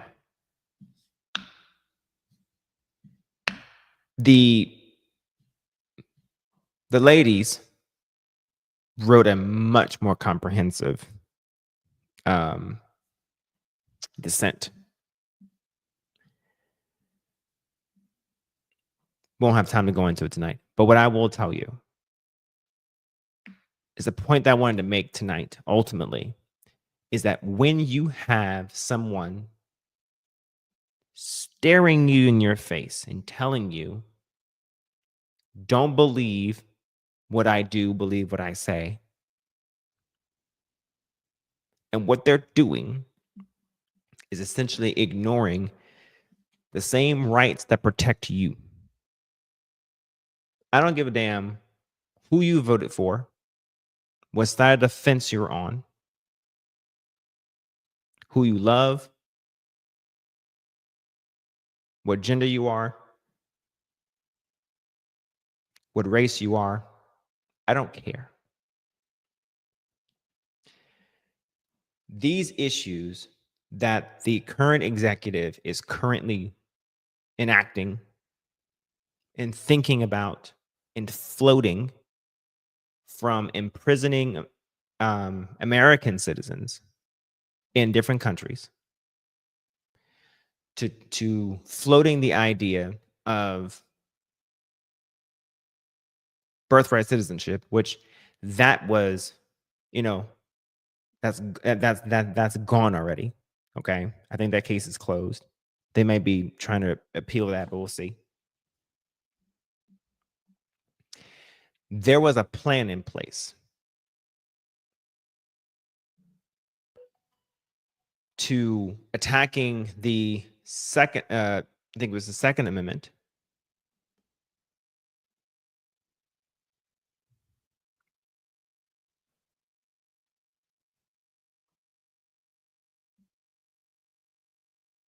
It's amazing to me. And all I could hear are people just being jovial, that who they wanted is sitting behind the Resolute desk.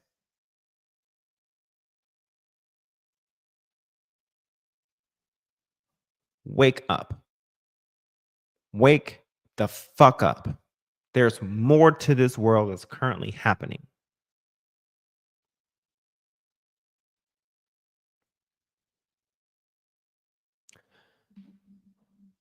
Apologies. First Amendment. Excuse me.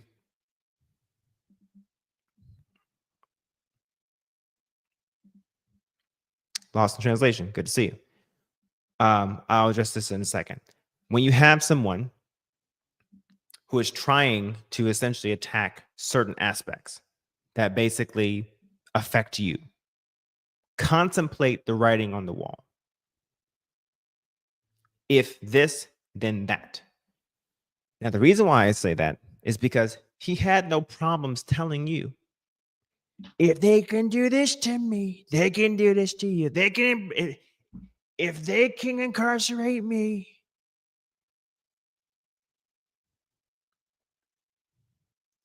they can do it to you.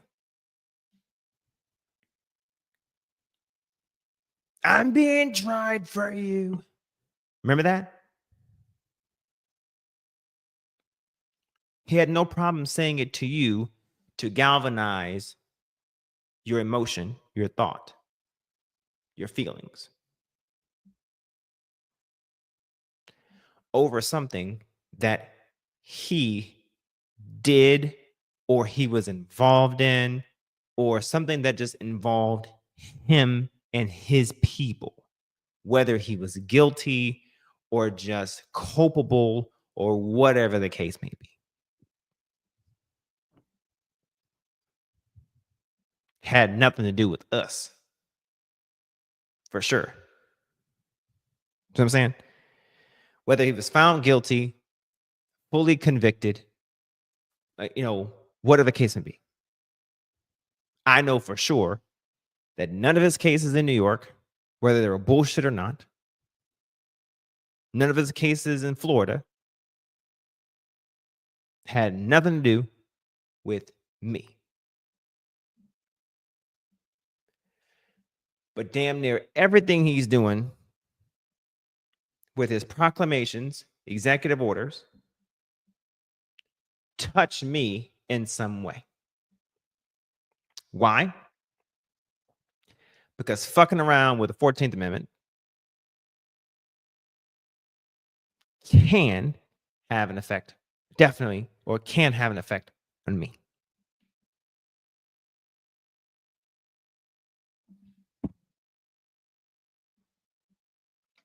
That should concern you.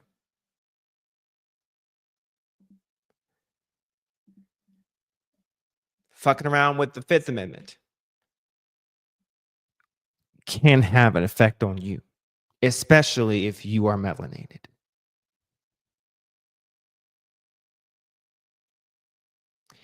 And don't think for 1 minute that because we can get on the bus and sit on any seat that we want to for the day, that racism is over with in this country. It's not. And if you think that, then you're on the plantation. You've been bamboozled.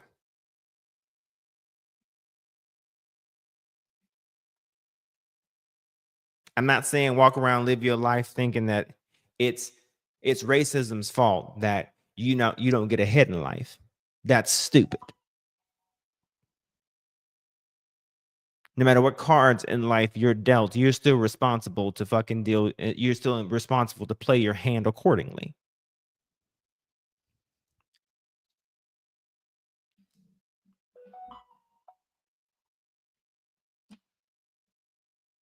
But be not dismayed.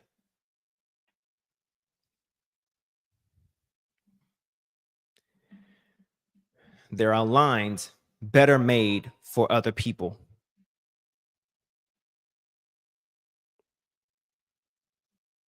And sometimes whether or not you're in that line, sometimes is determined by your class.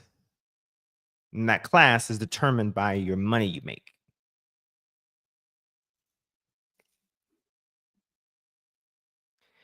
Because even though some of us may be in a different class, you know how you can tell that racism still exists? Is that when you and the white person in the same class as you still look at you as if you're lower than them and you're in the same class.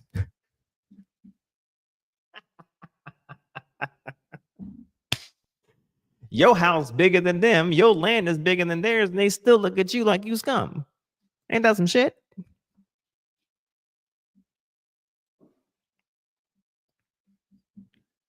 Now, get into my guy. Let's see. ICE and Interpol. ICE officers assigned to Interpol who assist in targeting and apprehending foreign fugitives wanted for crimes committed abroad and who are now at large in the U.S. Migrants smuggling. Detecting criminals, criminal networks that provide stolen and lost travel documents to illegal immigrants or individuals involved in organized crime. Human trafficking. Interpol also works to dismantle the criminal networks behind human trafficking, which involves exploiting men, women, or children for forced labor and commercial sexual exploitation. Interpol focuses on combating transnational crime, including human trafficking and migrant smuggling, which often involve criminal networks and exploit vulnerable individuals.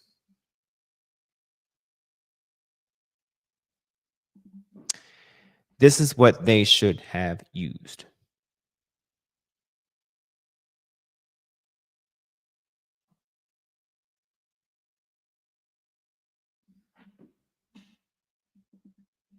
That would depend.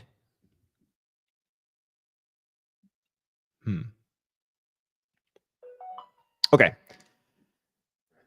Interpol doesn't have the ability to actually, in isolation, operate within the United States, unless given the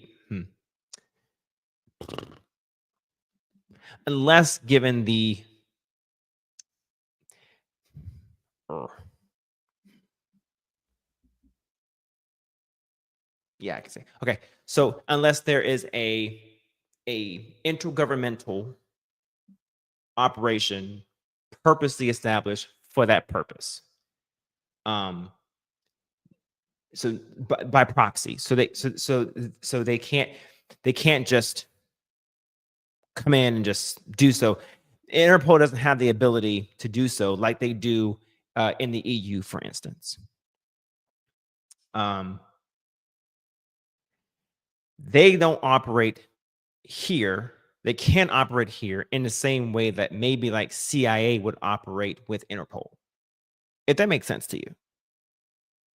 See, we went there. Because that would be like a foreign entity coming into the United States and operating.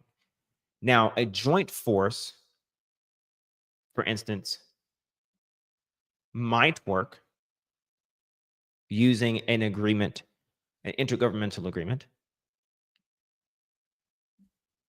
But with all the agencies that we currently have, that I know for a fact that we have,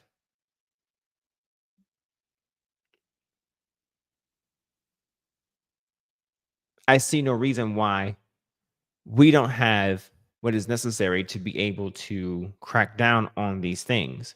I mean, just on the reporting that FBI and a couple of other letters,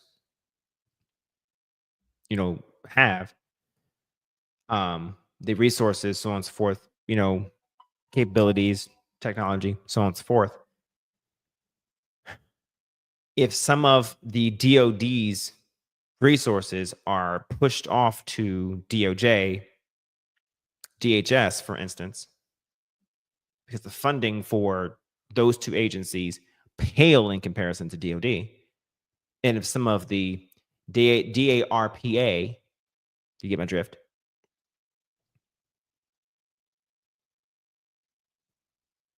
Not investigatory, but kind of, cutting edge research is pushed off to those agencies. Some of that technology could be better used. I'm just thinking of ways that we actually have within our own agency, within our own entity.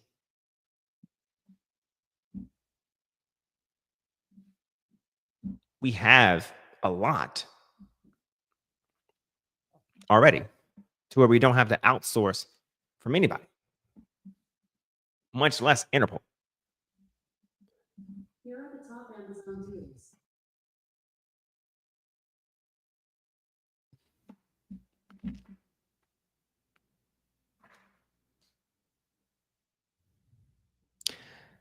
Yes, due process to be used. Agreed.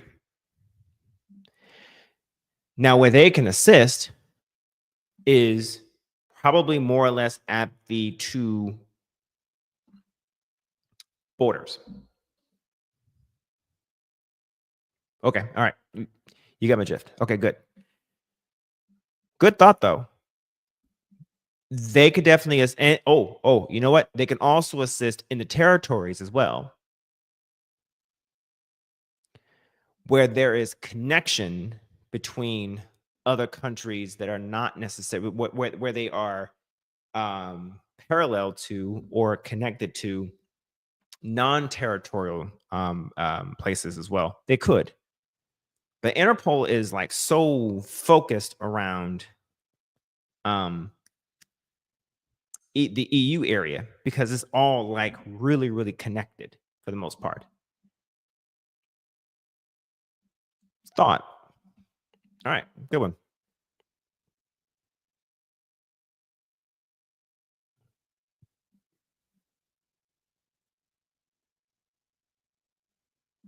Okay. Yes, but however, and Lost Translation is correct. Interpol still operates under Geneva Convention codes, and that's pushed by the UN. Beats it up. All right. So my overall message for tonight is don't let partisanism basically keep you from clocking what is wrong, even if it is your own party. Essentially.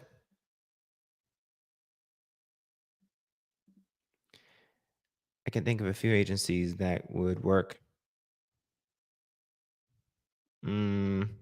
Policy for DOJ, DHS for the muscle. Nah, the border portion. IS for the muscle. Ooh, I did not think about DSS. Interesting.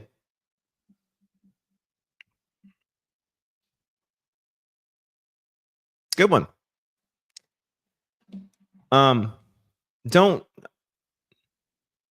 What I fear is essentially the turning of the blind eye, basically. Because one, well, that's our party, that's who we picked, so I guess this is what we have to deal with. No, you don't. You can call balls and strikes irrespective to if you picked this overly tanned, probably would leave a stain on the wall if he were to rub him on the wall, orange fuck. Okay? You can. It is possible. But the bigger thing here is pay attention to the bigger picture of what's happening here. Sure, you may get your little coins here and there. You may get your little nuggets, your little breadcrumbs here and there. But pay attention to the bigger picture. He's going after bigger shit. He has bigger fish to fry. And if you look down on the website's executive actions, he's already giving you guys your red meat. He's off to bigger shit right now. He's off to bigger and badder things. Amending the 22nd Amendment. Y'all said that he wouldn't be interested in, he can't run. He couldn't possibly run for a third term. But yet, we already have members of the House of Representatives. They've already sent over and drafted a request or drafted documents for amending the 22nd Amendment.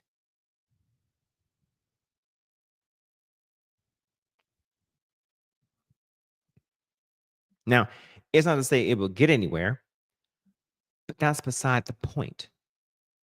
Because the point is that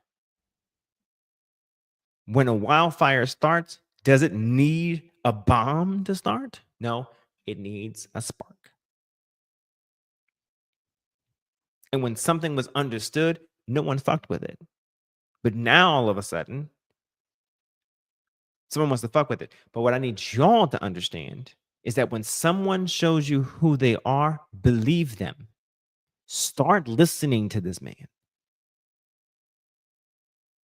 Someone doesn't have Trump derangement syndrome because they are just simply listening to what the fuck he says.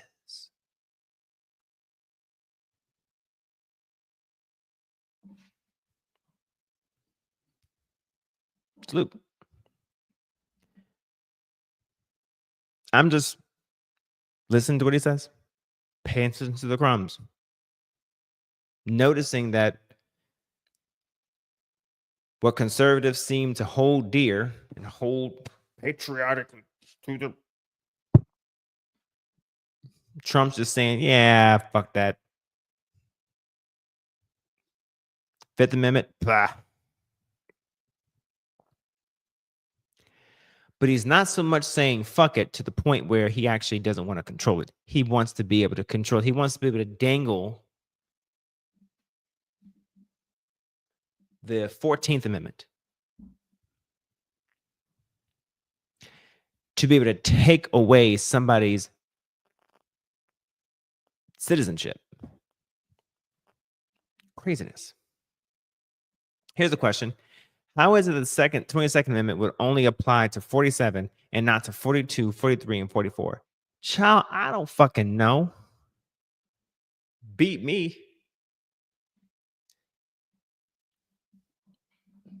See, here's the thing about the amendments. When you amend them, they apply across the board. So technically, yeah, Obama could run again. Could.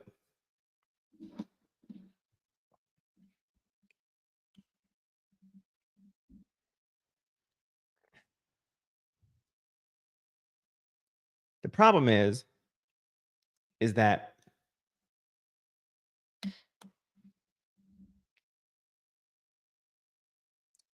be careful what you ask for, or be careful what you allow, because conservatives, the pendulum does swing both ways.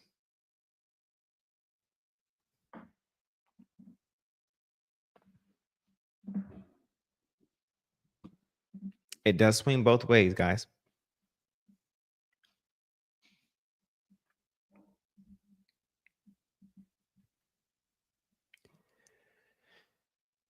At any rate, I hope you guys have found this this episode, aside from StreamYard deciding to just kick me out randomly, like it decided to just do away with me.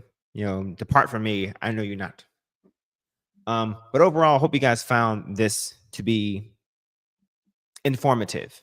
Okay, less entertaining, but just informative. Okay, because when it comes to these type of conversations, I want to provide, yes, facts. I want to provide information. I want to be able to show you guys where to go, show you guys how I break this shit down. Yes, it's going to come with the United States Code. It's going to come with looking at the Constitution. It's going to, because look, I can't just come to you guys with platitudes. I'm not Fox News. Okay? I'm not fake news. Okay? I'm going to come to you with the executive order, peel that apart and say, here is where you fucked up. Like citing repealed laws that was repealed back in 1965 and 1955. Like, what are we doing? I'm sorry, 1956, 1955. What are you doing? You cannot do that.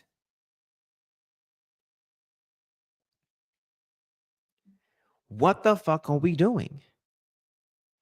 And it might be boring. It just might be. But you know what? I'd rather be boring and right than entertaining and fucking wrong. I don't give a shit what someone on TikTok says. I don't give a fuck what somebody is entertainingly, new word, says.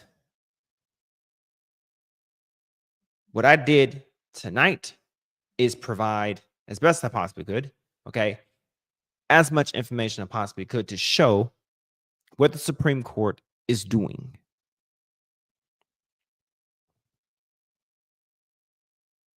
What the executive is doing. And what's next is what the legislature is doing. And trust me, Trump is not done. Okay? He's not. As soon as I open up my damn phone, I open up my computer, it's like he's doing something else. And another judge, like the Associate Press, apparently won a court case relative to the Second Amendment. That's what I was thinking of, Antoine. Okay, when you said the Second Amendment earlier, when you corrected me earlier, I meant to say First Amendment, but it was the Second. When you said the Second Amendment, I meant to say the First Amendment. The Associated Press won their case today as far as an injunction or a TRO relative to the their press access to the press pool. I didn't even know that was even a case. Apparently, because the Trump administration, Trump specifically, didn't like the fact that the Associated Press would not adopt Gulf of America. He's restricting the Associated Press's access to the press corps. But hey, like I said, like I keep telling you, right? Like I keep on saying to you guys, right?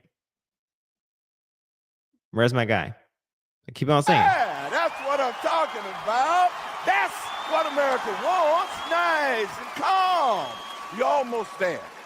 Don't. That's what y'all wanted. Y'all want a petty, petulant child for president. Call it what you are supposed to call it. It's the Gulf of America. It's not Gulf of that shithole country. Mexico. It's Gulf of America. Call it by the right name. It's going to be big. It's going to be great. I'm going to put my building right in the middle of it. It's going to be the first great underwater casino. Trump underwater. It's going to be great. Gulf of America. If you can't get it right, then you're going to go. You can't get access to me. It's not going to happen, folks. Donnie Boy's going to get it right. You know? Like, come on. I use my marker to name that right. It's going to be Gulf America.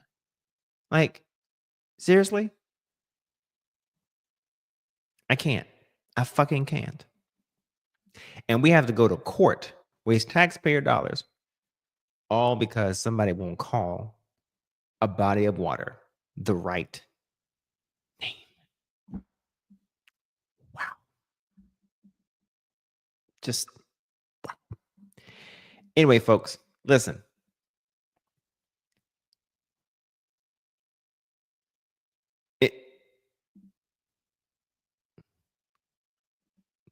You got it. Yeah, you can't stop the press. You cannot stop the press, man. You just can't. There's a few media outlets that have issues with the current administration. Yes, there are. Some of them are warranted. Some of them are very imbalanced and impartial. That's why, hey folks, I got a subscription for Ground News and Straight Arrow News to make sure that I'm able to see the bias distribution. So I can see who's more left. I can see who's more right. And I can see who's more down the center. Like I said, your tax dollars at work. Exactly.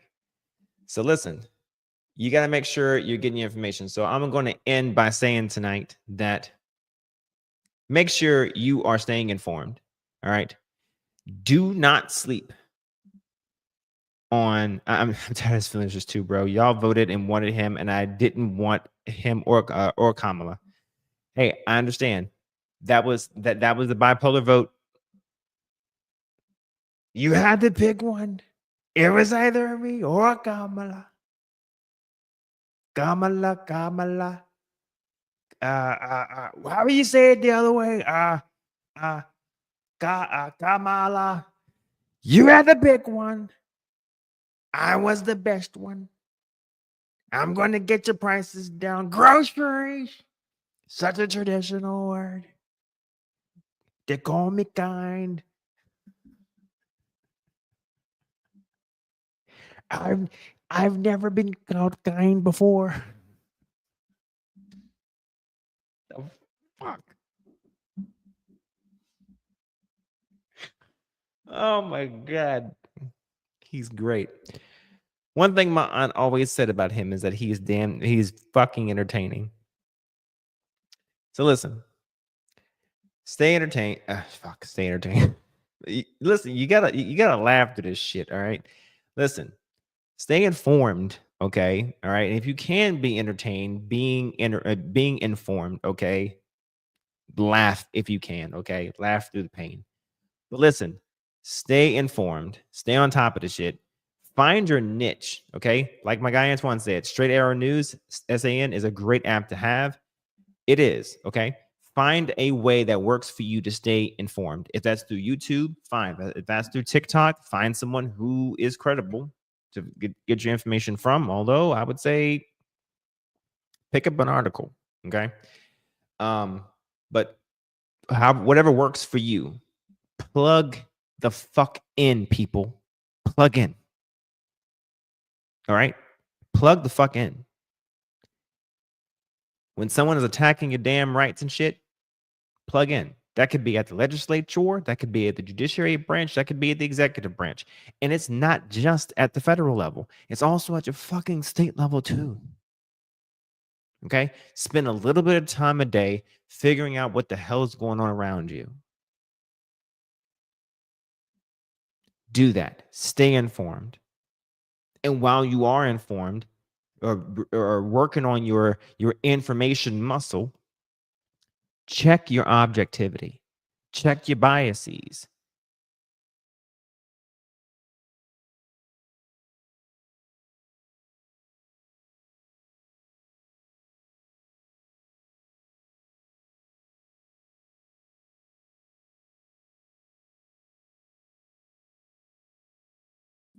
All right, we're almost to the end. Damn. Check your biases.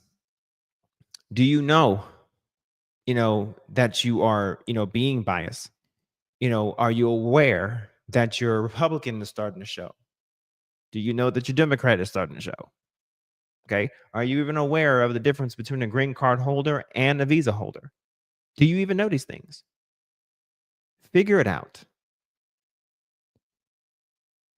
Is it really that bad that someone who loves another person happens to be the same gender? Is it really that fucking bad? Especially all these fucking prices the way they are. Is it really that fucking bad?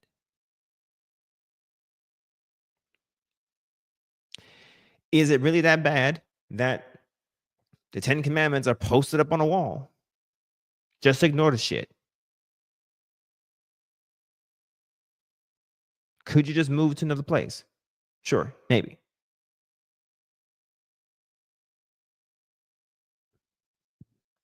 These are things to consider. We may be voting for someone who could fuck up your entire goddamn life around you. And it's either fight or flight. But you don't know what decision to make if you are ill-informed. If you can't pick up an article, if you cannot look at a court document to see what they're doing behind the doors of the dais. Learn it. Stay informed. Be objective. All right? And whatever you decide on that shit, whatever you decide, stand on that shit. All right? Good night, everybody. I appreciate you guys being here. Salute to you. Until next time. Peace.